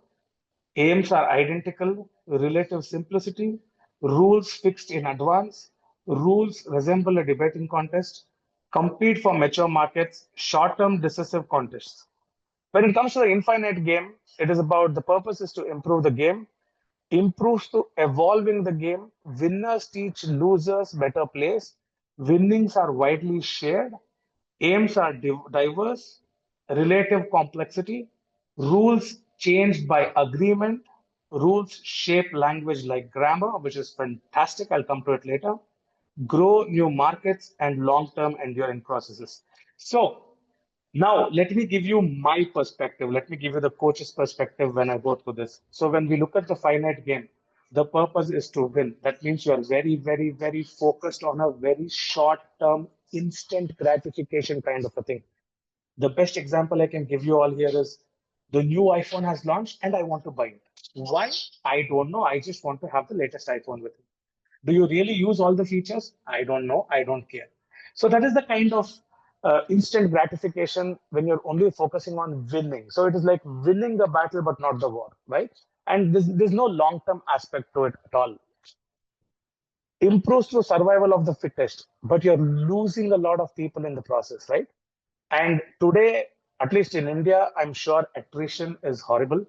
And here, when attrition is already horrible, if you are looking at survival of the fittest and only the fittest survive, then you're only focusing on the strong or strength, people with a lot of strength. So to be very honest with you, the best example I can give you here is as soon as your parents are old, will you throw them out or will you kill them? I'm sorry to be a little rash, but that is the kind of impact I want to put in your head. When you're talking about survival of the fittest, does that mean that people who are not fit are no longer required by an organization or in our lives? No. For example, if I come back to the parents aspect or the grandparents aspect, they are the best Wikipedia before we had technology. And even today, they are the best people who can give you the best life lessons irrespective of what artificial intelligence tool that you use, or irrespective of how mature you feel you are, right? And winners exclude losers. You're already bringing in a stereotype there. Winner takes all, which shows that the whole approach is greedy. Aims are identical, which shows that we are already in a conformity bias, or you're already put in a particular, like how Dr. Joshua was saying, the founder of LinkedIn created this messaging, and I don't want to conform to it, right? So that is where this aspect comes into picture. Relative simplicity is something which I would say is because there are too many people into the process. Maybe the aspect of the process is chunked down and it is simple, but then again it shows that you're not actually giving people the push to discover or explore about themselves, right? And then rules fixed in advance, which again shows that you're put in a box, which is a limiting factor and a conformity bias again. Rules resemble a debating contest, which shows the dog eat dog world. So rather than collaborate, it is all about compete. And compete for mature markets is where, again, you're only focusing on those places which will fall in line with your vision. And the biggest problem there is that shows that you're an opportunist and also more of a narcissistic tendency rather than trying to be a holistic aspect, right?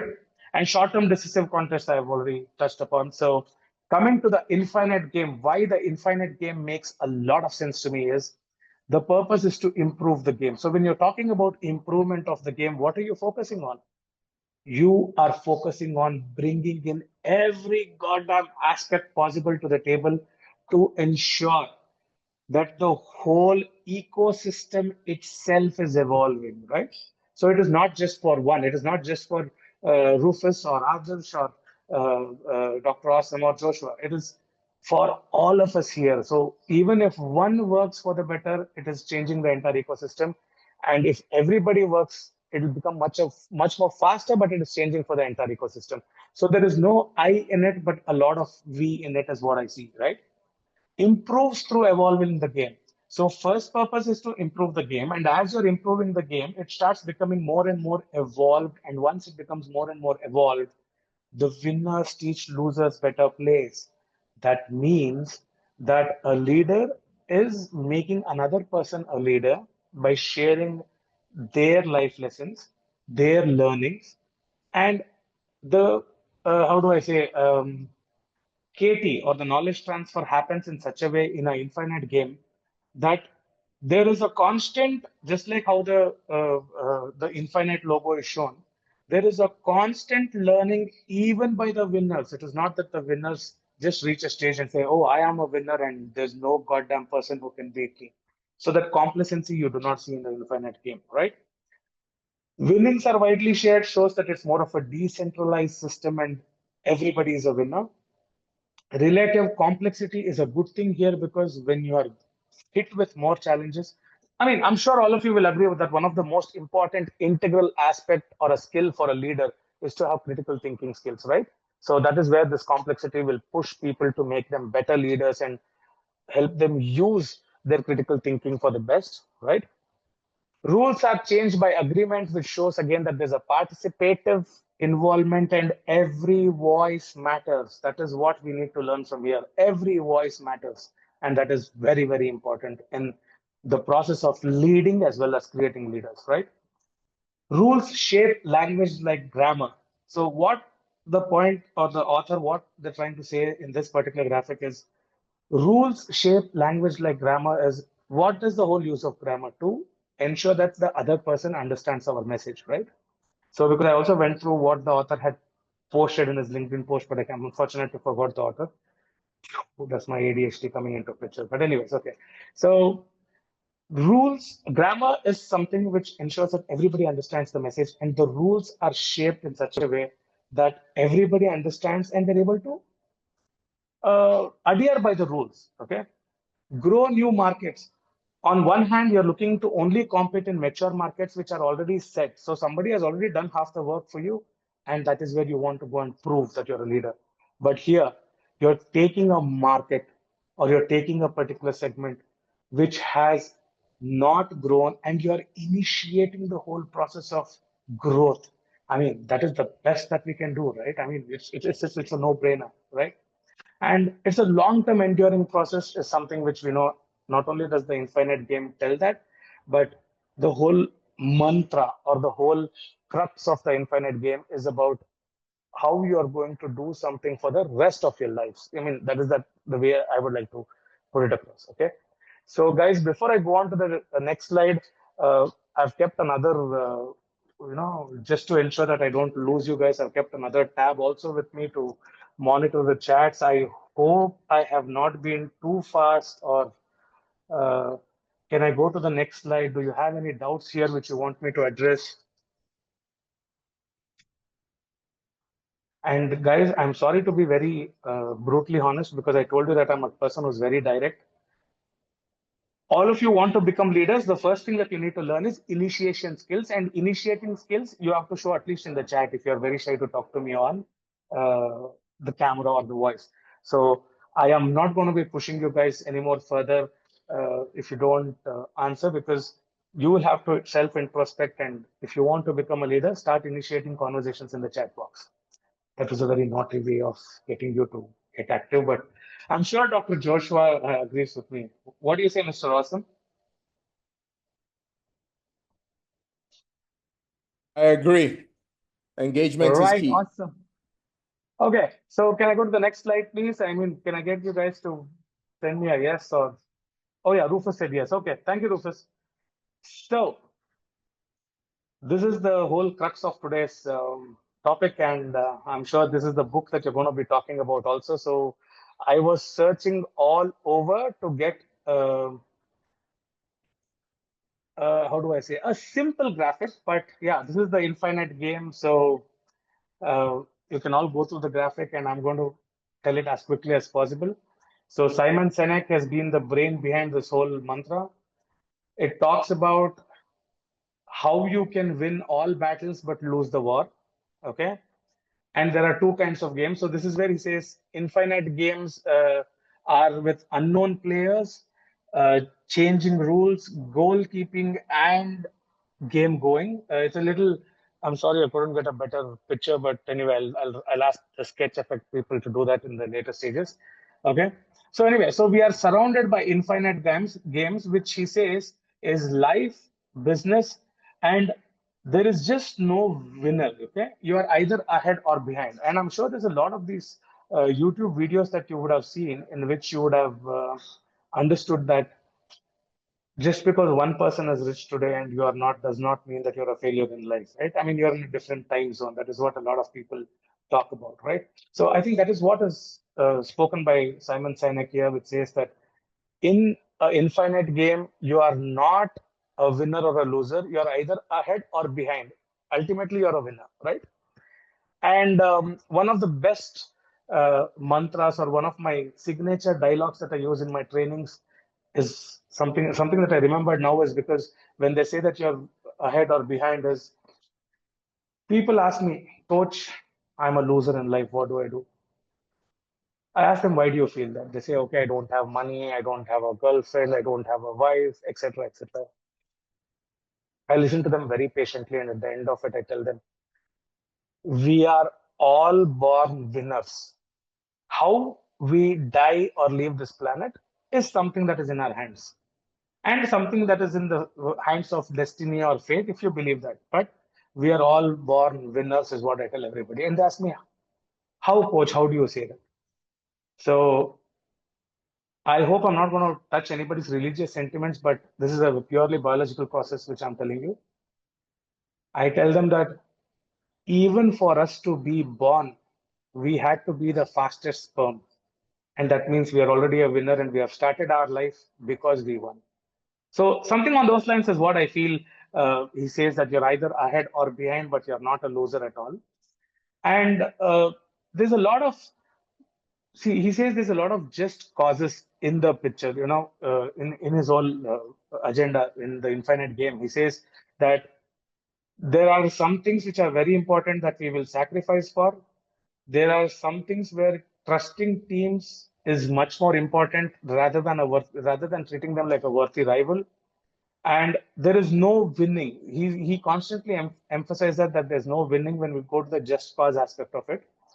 And of course, I will share this graphic with all of you, and I'm going to be covering all the topics in this slide going forward. But I just wanted to say that the infinite game, in simple words, says that you should have courage, you should have existential flexibility, you should consider each and every person as a worthy rival or a healthy competition.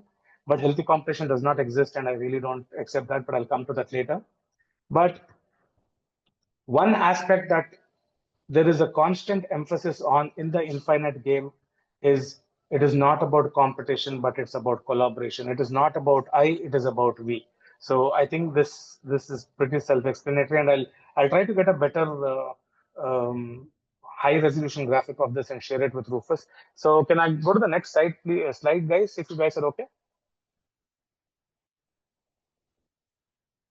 Leaders, come on, initiate, talk. Yes, please. Dr. Gio and Rufus, I think next time we are going to fine all the people who don't interact, okay? That's a good one. Okay. Who puts up Okay. an electronic transfer for the payments to be made? Yes. Okay.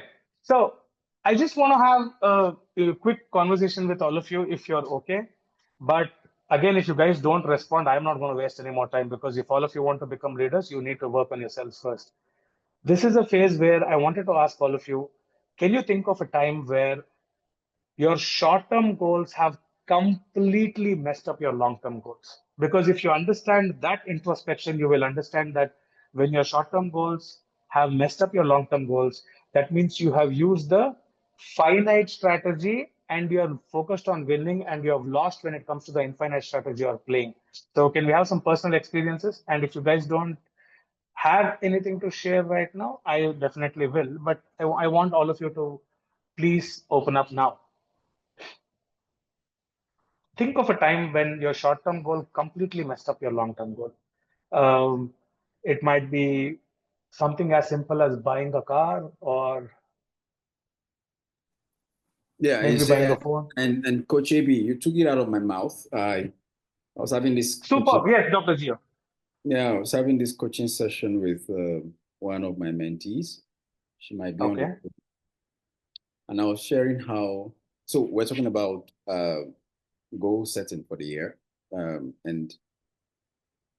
how that there is a need to balance the long term and the short term. And I shared my experience how early in our early days of career, there was this unhealthy competition about who's going to buy the first, fastest, flashiest car, and everything. And I also had Wow. friends, I mean, some big brothers tell me, look, why don't you take XYZ course just to reinforce your positioning in this your new industry so that in the long Okay. term, you can move up the career ladder quickly.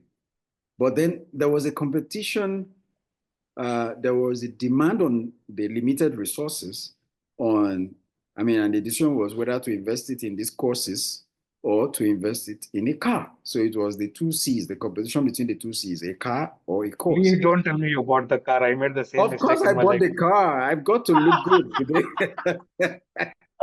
Okay, so Anyways, we both are going to have a toast and have a drink very soon, because we have learned a lot from that experience, haven't we? all right. So that's it. That's what happened. And I was just teaching her, look, I mean, we need to look beyond, the immediate Very cool. gratification and everything. Luckily, had an opportunity to fix all that with time. But yes, it did cost something. It cost something. Thank you. It cost a lot for me, Dr. Gio, because now let me just add on to that experience. So I had saved up a lot of money, and I had a very bad emotional breakup. It had almost come to marriage, and I had a breakup. So I'd saved a lot of money for her. And when we broke up, I was thinking, okay, I have about 3.5 lakhs, which is a very big amount then also. So let me take up some courses. Let me try to become a much better individual, because I was always having this thirst for knowledge to try to be the best in whatever I do. And finally, I went and ended up using all that money to modify the car which my parents had bought, and today I still regret it to this day. So Dr. Gio and me, we are in the same space. Wow. I'm going to share that photos with Rufus. When you guys are free, you can just have a look at that. And Rufus says, I experienced this with the company when we are doing a lot of cost optimization, cutting costs, and we totally forget about investing people. This almost led to the collapse of the business. Best chance left. Of course. Fantastic point. But Rufus, thank you so much. I don't want to jump the gun, but I have this in my next slide as well. But before I forget, so that I don't jump whatever your question is, this is exactly what I said. When the companies are looking at winning, I think the best example for all of us to go ahead with what Rufus has put in the chat box is to learn from Kodak, the company Kodak, which said, no, for the rest of our life, there will be cameras. For the rest of our lives, we will be the market leader. Today, Kodak has gone bankrupt. I don't even know if people know what Kodak is, or some of you who are very young in our consortium will not even know what that a company named Kodak existed, because we have everything in our phones today, right? I mean, Kodak is gone and everything is in the phone today, so you don't even need an actual camera today. So I think if you had invested in people, and if the best hands hadn't left Rufus, those people would have said, boss, this is what is going to be the next stage. And, you would have had a lot of brainstorming sessions. And for all you know, Kodak would have survived, right? Fantastic point. Thanks, Rufus. And we have Vumi. Long-term goals are related to my development in upcoming years. I want to see myself taking bigger responsibilities. Oh, fantastic. That we all are there to guide you, and I will touch more upon that. Okay, so yeah, because of time, I'll move to the next. These are the 5 things that really hit me, and respect is something which I don't consider as one of the things. But as a leader, if you ask me, from the introspective aspect, from looking into my own soul before I preach to the choir, I think these are the most important qualities of a leader, which is listen and not hear. Because a lot of people claim to be listening, but they're just hearing. They will not even remember 10% of what a person has told them. So that is not at all listening. And listening itself is absent. So you can imagine active listening, what is the horrible state. Empathize, we have lost that empathy, because like Dr. Gio and I were talking, we have all been focused on instant gratification, and today it has come to such a horrible level. I mean, people write to me and cry and tell me that, coach, I don't even imagine that there's a person like you alive. I would want to share that with you guys later, because I was single-handedly handling a WhatsApp helpline, and free of cost, of course, pro bono. So one thing in my life that I've learned is I've never learned to market myself, never learned to make money, even from the places where I was supposed to charge. And I've always been doing things pro bono, service oriented. But of course, I don't have regrets about it. But sometimes when bills come up, I feel, oh shit, I should have done something else, or I should have done something much more lucrative. But coming back, people would cry and they would send me voice notes and messages and say, coach, there is nobody in this world today who is having that 1 minute of genuinity to listen to our problem. Everybody only wants to come to us when there is a transaction. So when we talk about transaction analysis, though it says that everything is a transaction, what I'm trying to tell you is, don't make everything a materialistic transaction, because that is where, when you don't have an agenda, is when people come close to you. And I have seen that in my life. I may not have a lot of money, but I have some friends who have a lot of money, who will do anything for me because they know I'm so genuine and I love them a lot. So empathy is something which we all need to show to people. That is why when Dr. Awesome was talking, I said, Joshua, it is about, you know, without an agenda kind of a conversation, or leading without an agenda, because that is when we develop deep, impactful conversations, deep, impactful bonds. And I'm sure all of you here will agree with me on this point. I am guilty as well. Okay. I don't say I am doing it right. I am also making the same bloody mistake. What is that mistake? We have gotten so hooked on to our phones that we hardly go and meet people face to face. And I see this trend happening a lot. If you look at my social media profiles, I'm sure all of you will understand that I walk the talk in this aspect. By now, I should have had millions and zillions of followers, but I never invested my time on social media. I'm not very active there. Now I'm getting a little bit of push for me to start videos. I'm going to do those videos for the benefit of everybody and not with an agenda again to get more followers. But I spend as much as time I can with people and I meet them face to face. I hang around, and even if it is 5 people, I meet them regularly. But today you have 1 million followers on Facebook and Instagram and LinkedIn. And when you talk about how many people have you been interacting with, zero. So we have automatically, unconsciously, without our knowledge, I feel we are all classically conditioning ourselves to have lack of empathy and become more materialistic. So as leaders, I think this is something which we really need to focus on if we want to play and not win, and if we want to play the infinite game, right? Appreciate. So this is where I talk about egotism, right? One of the biggest mistakes I've seen leaders make is, if I appreciate him, he is my subordinate or a follower, it is going to go to his head. That is one train of thought. The second train of thought is, if I appreciate him, my status or my stature will go down.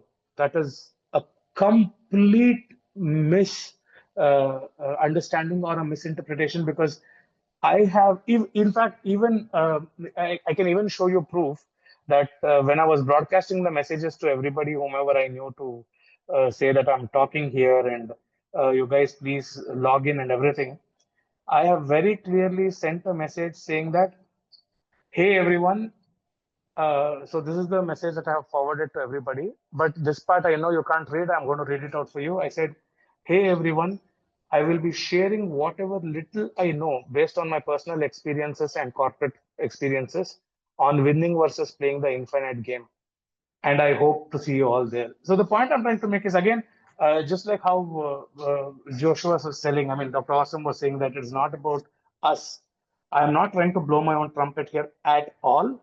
But the point I'm trying to make here is, humility makes you a much better leader. And I have the best example that I wanted to share with you, because I think this one example will make you understand about all aspects that we have to cover today. So, oh yeah, so quickly, we need to appreciate others, and that positive stroking is what makes us build our positive influence on people around us also. We need to develop the right mindset, right leaders, and the right potential. And of course, only when we make people understand their potential and develop the right potential, or develop the right people with the right potential, is when you're going to become a fantastic leader, because you are making leaders, and that is the best example. It is like, if you know how to build a car, nobody will come and ask you about how well you can drive, because to build the best car, you need to be able to drive it better also, right? Otherwise, you will not be able to tune it, right? So empower is all about delegation, giving people their flexibility, giving people freedom. And of course, like I said, respect is something which I have lived my entire life by. So it's not about people, even animals is something that I love a lot. So I think this pretty much covers it. So I told you all that the best fantastic example I can give you to cover all the topics that we have thinking of covering today is based on my recent column about Mr. Ratan Tata. So I'm sure all of you will know him, and even if you don't, you can Google later. But to put it in the simplest possible way, he was the chairman of the entire Tata Group, which also owns Jaguar and Land Rover. And some of the things that he has followed in his life is exactly what has made him not only a person who has followed, or I would even say, in some aspects, I'm sorry to take this, but in my personal opinion, okay, people can hold me to it. In my personal opinion, when I read Simon Sinek's books, I felt that Ratan Tata ji was the living personification of the infinite game, of a sustainable leader, because he not only managed such a large group, he developed it, built it to such a level. And even today, though he's not with us, when we think about him, we have a very heartfelt emotion. So I think that is what playing the infinite game, or playing rather than winning, is all about. So let me quickly run through some points which I'm sure all of you will appreciate, because I did not want it to become too much of a technical session with a lot of PPTs and a lot of diagrams and a lot of pictures and data and everything. So Philanthropy beyond business. So the Tata Group, one of the biggest things that they have done is they have done a lot of philanthropy. They have donated. They have done a lot of human-centric, human development projects, and have spent a lot of money on it. Right. So that is one of the biggest factors that is going to make you a legendary leader who is also ensuring that. So the Tata Group has been playing, but they have not been winning. If they were winning, they would have been compared with the Reliance Group. Okay. But Tata has always been playing, right? Humility, like I told you, was one of his biggest strengths, and that is something which I want to see in all the leaders going forward. And when you're when you're humble, that also means that your egotism is not getting the better of you. Setting a new standard, yes. So I remember that there was a time when you had to buy a car in India. You had to spend at least about 20-25 lakhs to get the same kind of comfort that Tata started giving in a 10-12 lakh car. Okay. So in the initial stages, the whole idea of Tata was more car per car. That was more of their mantra, right? And today they were one of the pioneers who brought in a mass market electric car into India, which has really revolutionized the auto industry. And today we have a lot of winners, but they were the ones who started playing the game. They launched a mass market electric car in India under the name of the Nexon EV, and now it has been rebranded as the Nexon.EV Prime. But they started playing the game, and I'm not saying that they've lost it, but I'm saying that there are so many other winners because you have so many other car companies in India who are claiming that we hit so much of revenue, we hit so much of bookings, etc. But whether up or down, Tata Motors have always been playing the game. And I'm a big fan of the Tata conglomerate. So because of which I wrote a very personal column for Ratan Tata ji. But compassion as a corporate strategy. So when Rufus said that one of the best hands left, oh, I'm sorry. Oh yeah, Bhumi answered it. Yeah. So when Rufus said one of the best hands left, I don't say that Tata Group had zero attrition, but I also say that Tata Group has people who have joined and retired as well, right? And I have a lot of my friends in the Tata Group who also say that there are two sides to the puzzle and all that. And of course, I agree. But to at least create this kind of a legacy where each and every Indian feels it is very close to the heart is something I think says everything about the infinite game because you're not only compassionate, but you're showing I wouldn't say showing, I take that back because I stand corrected because they never made an effort to show their compassion. They have been compassionate, and that the message that the Tata Group is so compassionate has reached every Indian. So I think that is one of the biggest thoughts of leadership that we will have to imbibe. So when we talk about compassion, ego, humility, you can understand the drift and understand how we are all linking that when it comes to transformative leadership as well as playing the infinite game, right? Legacy continues through us. I think Joshua actually stole my thunder. So Dr. Awesome very clearly took out that awesome point of leading even beyond the grave. So that is what I have written about here. And of course, I'll share this link with all of you when you guys are free. You can have a look and read through my column.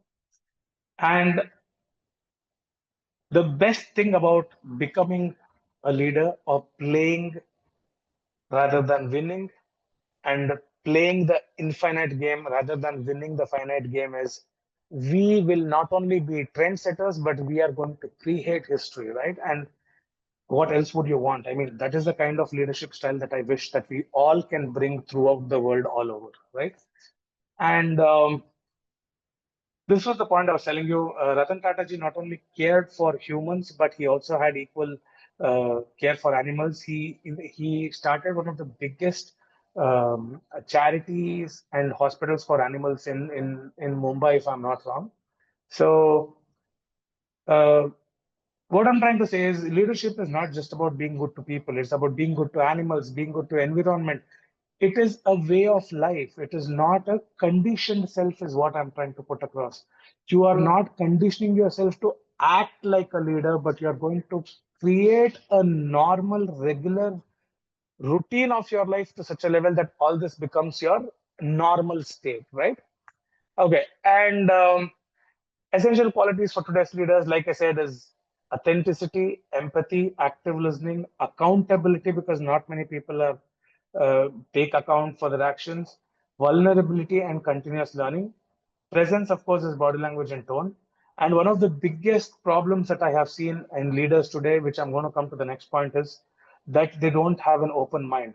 And this is something which I love from your region. I am because we are. So that is, I think the Ubuntu is something, Ubuntu philosophy is something which all of us have to follow, which can be one of the best mantras for our leadership styles. Because when you're focused on how to make the we are, that is what defines what we are also individually. And there's always a saying which says, you show me your friends and they'll tell you what kind of a person you are, right? So on the same lines, I just wanted to quickly touch upon empathy versus sympathy, because people not only confuse them, but in leadership, I see a lot of people who say that I'm a very empathic leader, but who say that whose actions actually show that they're more on a sympathetic leader. So empathy is when you understand and share feelings and you can actually put yourself into that person's shoes and understand. So here what we're talking about more is the emotional quotient.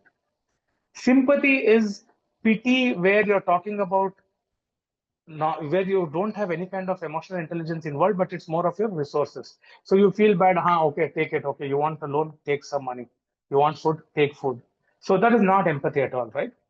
And listening versus hearing, I already touched upon it earlier, but I'm just saying that not only do we have to be listening, but we have to become active listeners if we really want to play the infinite game, right? And these are the 7 mistakes. I loved what Justin Wright had put on LinkedIn, so I thought let me share that with all of you. 7 mistakes that even great leaders make. And before these 7 mistakes, I have one personal mistake that I've seen a lot of leaders do make in front of my eyes. The so-called leaders of big conglomerates, big companies who are director level, VP level, global learning and development, global talent management, is they're all hypocrites. I have seen that in my face. I mean, I've seen that and I've told it to a lot of people on their face also. So the reason why I'm saying this is because, just a second. Sonic answer madakeli. Sonic answer. So one of the reasons why I'm saying this is because before I go on to the 7 mistakes that Justin Wright has said, the first mistake that we all have to address as leaders is we should not be hypocrites. You do not like to follow something, be vocal about it. Do not be hypocritical. Do not say that, okay, today my goal for the day is to be there for every person and you don't answer your calls. Today, my goal for the day is to be very, very nurturing towards others. And when a person comes and tells you you are being insensitive. So I see a lot of leaders who are becoming very hypocritical, who are not practicing what they preach, who are not leading by example. And I feel we all as leaders have to start from there. And if we have to have a good start from there is when your egotism, humility, compassion, emotional quotient, everything comes into picture. And if we have all this covered is when I think we will automatically start playing and we will automatically start playing the infinite game. So the rescuer, so some leaders, they try to jump in as much as possible and try to ensure that they have control and they are trying to control the narrative and they're not learning, they're not making their teammates learn on their own. So you're not actually becoming a leader, you're just becoming a manager or something, or rather a critical situation handling consultant is what many leaders do not understand. So that is something which needs to be avoided, and give them some rope, give them some flexibility, and make them come up with solutions. If they're still wrong, then you can always guide them. Second is being too optimistic, because I think there are some times when we as leaders have to show our tough love. We always can't say everything is hunky dory. At the same time, we also can't become complacent to such a level that we start ignoring all our challenges, right? So being optimistic all the time also is not something that is going to help us. The pace setter is something where either you're going too fast or too slow and your team cannot keep up. Somewhere I think that is linked to your egotism again, because I am the leader, I control the narrative. I think we need to let go of that. The always on is something which I was talking about, the BlackBerry aspect, where you are always on, you're always energetic, but you're expecting the team also to do that and all the time respond to you. That is something which is not going to happen. Perfectionist in today's world, we cannot be perfectionists, but trying to make your team and pushing them hard to uh, become obsessive compulsive disorder individuals is something that a leader will not be able to sustain, and the team will also not be able to sustain. Just like Rufus said, that is one of the reasons why the best hands shall lead. The idea generator is something which I see a lot of leaders do today because they want to show to the world that we have so much of knowledge, but they don't understand that they're actually distracting the team from already from the goals that they're already working on, right? And rapid responder is, again, like I said, handling issues too fast or too quickly without even thinking whether people at least have come to know that this issue has existed. So these are some of the things which I've seen, and I love this particular aspect, this LinkedIn post by Justin, right? But with it, again, I re-emphasize that we all have to learn to ensure that we walk the talk and we do not at least show to the world that we're hypocrites, right? So I think I'm going to end my talk here, and I think I've also taken a lot of time. So thank you all for giving me this opportunity, and I hope I wasn't too fast, or I hope I was able to pass on my message to all of you. And okay, now I'm just making up words. I think Rufus, you can take over, or the Dr. Gio, you can take over.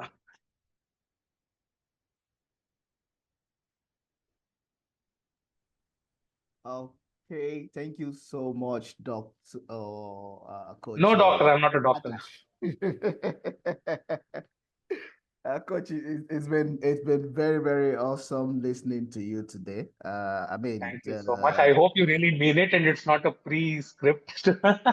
oh, okay, Coach. Maybe I'll allow participants to share their No, I'm just pulling your leg. experiences Of course, yes. as Let's. well.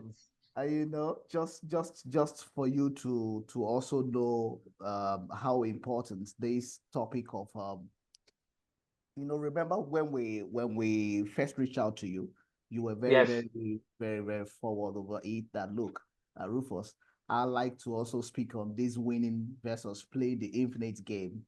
Strategy for sustainable leadership. And I mean, it's very obvious that a lot has been shared with us today. And then, Coach, I'm also going to also express my appreciation for actually taking us through this story, using this very topic to tell the story of the Tata Group, if I'm very correct. I mean, right. it's just help to hit the nail on the head for me listening to you, because just beyond um, going through some of the learnings we have done, because we also read that book. It's one of the books. I mean, it's the very book we are reading this month. The Infinite Game by Simon Sinek, and then looking at how also the kind of mindsets and the kind of mind shift we should have as a business. And then for you to also take a business, what you have actually done within your space, to also call attention to what an organization, what they have done.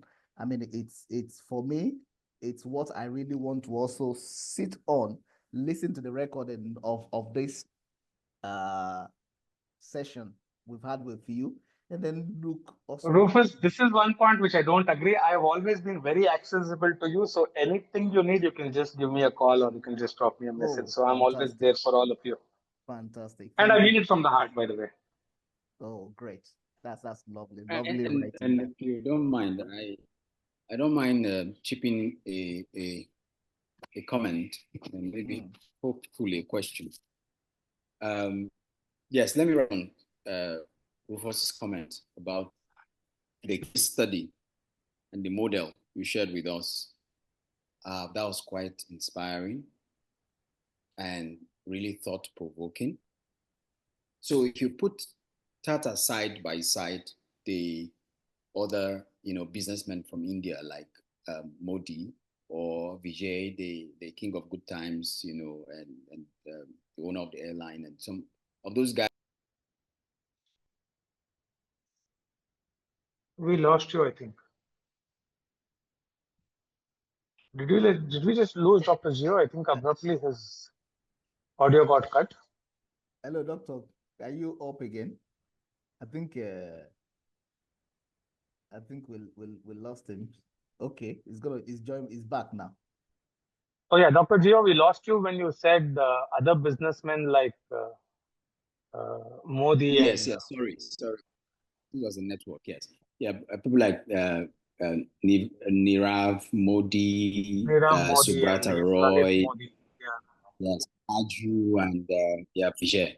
You know, if you put them side by side and see how that these guys played and then crashed, right? And so you can easily say maybe they played the finite game, trying to Yes. win, trying to look good, But you see, if you put the story side by side and the generosity of Tata, like you have said, like you shared with us, then you begin to see the meaning in playing the infinite game and the way, I asked a question earlier to Dr. Joshua Awesome about how do you play this game? How do you transit from vision and purpose, which all companies have, by the way, to I see very few, very few. I legacy, think Tata is only one of them. leg, right, legacy and longevity, and like you said, living even in the leading from the grave, That's quite profound.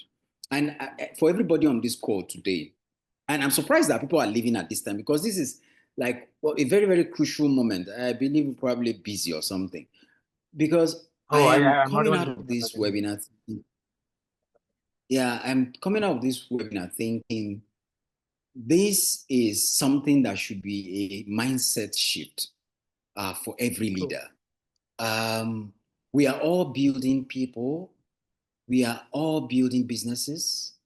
And of course, you should be building something.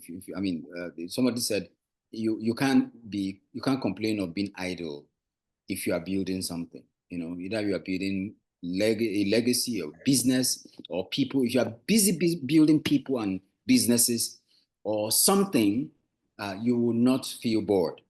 But beyond just building something, are you building something that lasts? Remember the book, Built to Last. Are you building something that would last? Or you're just building something that will just, collapse after or even before you even leave here, and a lot of us have built businesses. I left one company, started about 6 businesses, and about 5 of them collapsed, and then I kept one, and yeah, and Okay. that's the basis for which we probably gathered the Haynes and Atkinson We have a lot Consulting, of things in common, by the way. We and should really connect sometime personally. yes, yes. And if I think closely about it, the other businesses were really built on, the need to probably just survive. They were attending to the physiological needs, in the Maslow's hierarchy of need. But Theory of this hierarchy. last business that stood the test of time was built around first my strength and meaning and purpose, something that really meant so much. So if you go by the framework that Dr. Joshua shared and what you've said so far, there is that element of it, which is it must speak to purpose and the reason why you are here in the first place, and it must speak to vision. But you brought out a very interesting part, which is Tata looking beyond profit and being so generous. He brought a business model into India to make cars affordable. And I look at it and I contrast it with some countries today, and some people on this call might know who I'm talking about or the business I'm talking about. Who are more like opportunists, and then they collaborate with the government, and then they took over the whole industry or the whole market, and then they gain the monopoly, and then they just make the whole thing difficult. How many people are able to afford cars in your country because you have a car business? How many people are able to afford cement in your country because you now started a cement business? How many people are able to afford clothes now because you started a clothing business? Must you run this business and take up everybody's wealth and make it yours. How have you made life easier for humanity because of your business? How has your country I actually become did not better, want to or your interrupt you, Dr. continent Gio, become but I better? think at this point of time, I really want to put across one point on what you were saying. I'm sorry to interrupt you, please forgive me, but the best example to what you're saying, see, I don't have anything against the Reliance Group, but Reliance family is the richest. And when you ask anybody, they only know them as the richest family in India. But when you talk about Ratan Tata ji, people will always say that he was this kind of a human being. He was so selfless. He did this, he did that. You see such a big contrast in the way people even identify with the businesses. Reliance is all about profit. Tata Group, to be very honest, is the group that actually developed India. I mean, they were the first ones who even started the airline in our country, right? If I have to be very, very brutally Wow. honest, and if I have to express my love towards the Tata Group, I would say Tata Group is the company, is the conglomerate which made India what it is today, to be very honest. And I'm sorry, I had to tell you Wow. this here, but And please continue, Dr. G. no, it's fine. It's fine. And we need more business leaders like that. And when you go to True. politics, what's the use taking over power in your country? All right.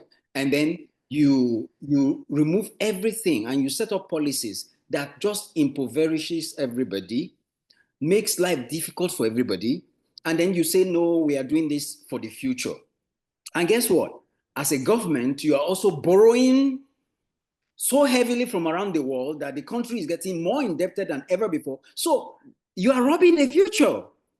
So people Right. today are in hardship because of the policies, and you are borrowing. I mean, borrowing is taking from the future and paying the present, right? So where True. is your legacy? So the future generations will come and wonder why things are hard. And then they will point back to you and say, man, that guy over there that lived 10 years ago, that lived 20 years ago, that guy took money from Plundered everywhere, the country. and that's why Yeah. you are paying. Do you understand? Right. So, and I'm flagging this because as leaders, either in business or in politics, what are you doing? I mean, take a Tata. What are you doing? What are you doing for your country? What are you doing for your continent? So that life is easier for people. Sometimes today, and even in the future, to take Dubai, a leader comes in and he just transforms the entire, country. And generations to come will look back and say, how did this start? And they will point out, they'll point back to that picture of the old Dubai True. and how this leader came and then transformed that whole picture into something else.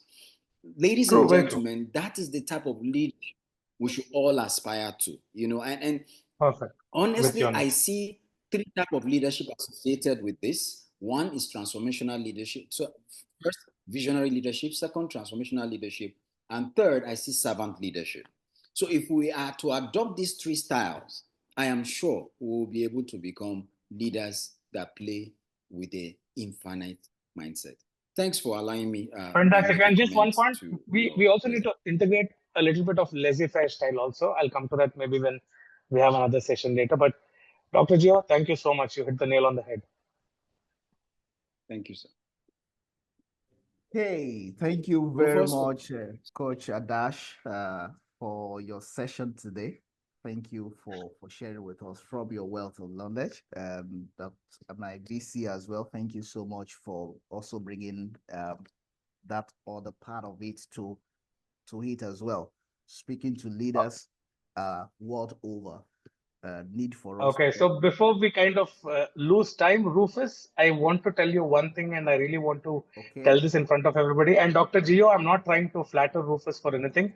I think one of the most important aspects of leadership that we have spoken about, which is humility and constantly keeping in connect. I think Rufus definitely himself is a fantastic leader because I have seen how consistently he was negotiating, ensuring that I do something, and his follow-ups were amazing. So, Rufus, though I have not even seen you face to face, I already feel that you're here and we already have a strong bond. And I'm always there for anything that you guys need from me anytime.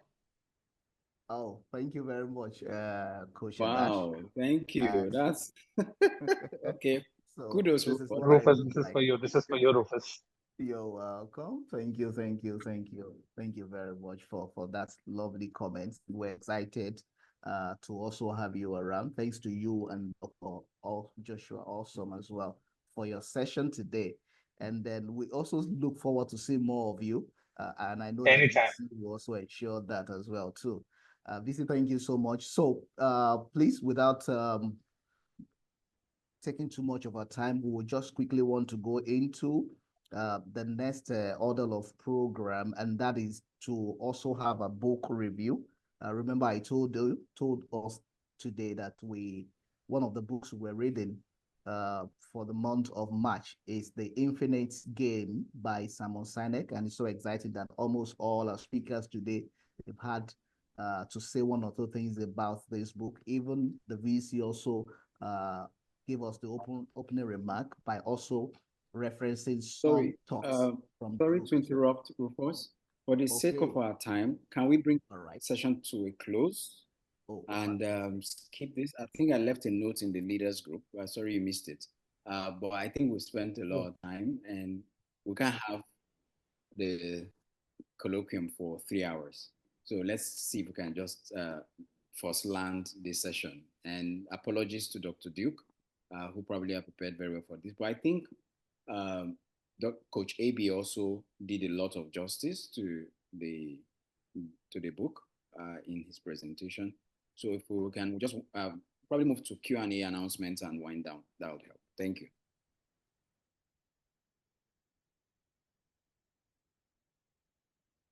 all right. Thank you, VC, so that we quickly also wrap this up. Just to also remind those of us that are just, if you're just joining us, this is the Good to Great uh, Managers Circle. And then, so we still have some of our programs lined up for the rest of the year. Normally, when we start the year, we start it with the Kickstart program, and that is usually held between the first week of January and February, where we also help you to plan your year. Okay, so you have the privilege of also talking to some of our leaders. Even VC here also coordinates that program as well too. There are very lovely books that can also help you get started on that as well. We have our book hangout sessions, and every first week of the month, the book is shared in all the various platforms. We have groups across the globe. Okay, you are also going to see this as we move on. And then what we do is also read books that also helps to, build our capacity as leaders. And we are very focused in the way and the manner that this is done. We have a director who also ensure that that book gets to every group in all the countries that we have, in Good to Great Managers Circle. The Leadership Colloquium is also another program that happens every last Saturday of the month. And then if you observe that this month, we try to make one or two changes because some of our speakers, where they're speaking from, if we decide to stick to 7 p.m.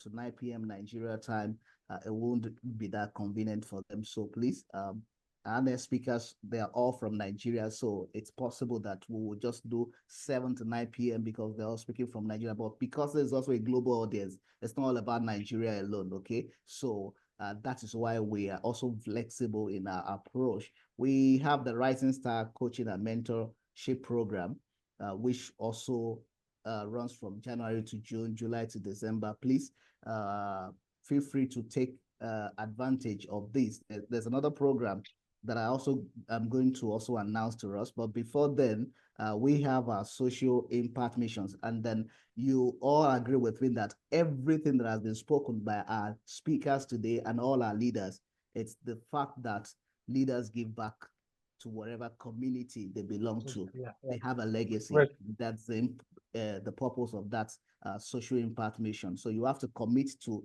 what you are also going to do to give back also as a leader. So there are various ways you can also contribute to this and go to Great Managers Circle. That is what we're known for.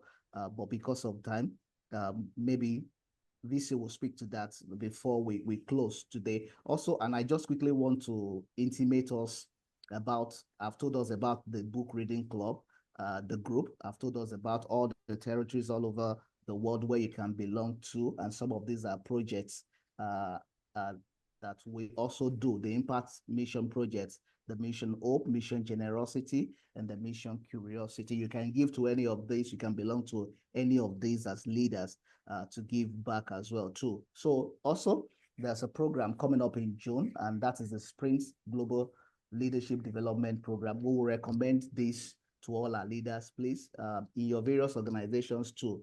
There is need for you to build capacity for leaders as well. This is a paid program, and it's very, very, very affordable. So please, with few dollars converted to Naira, also any part of the world you're joining from, leverage this program. The VC will also still speak about it.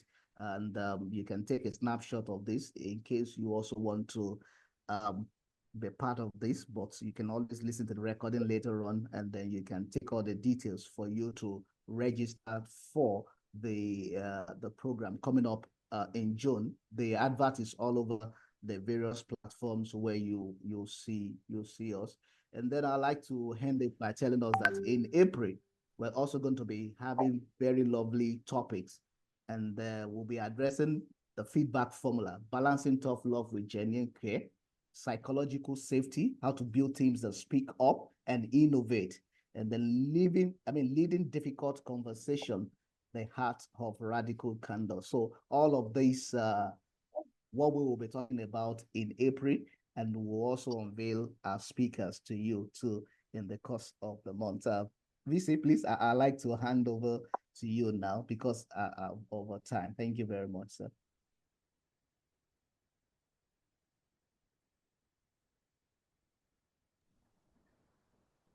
Thank you, Mr. Rufus, and thank you everyone for making our time to attend today's session. We look forward to having you again next week. And until then, we'll say keep learning, keep connecting, keep networking, and of course, keep growing. On behalf of the executive committee or the inner circle, I want to say goodbye and see you next time. Bye for now. Thank you, sir. Thank you, everyone.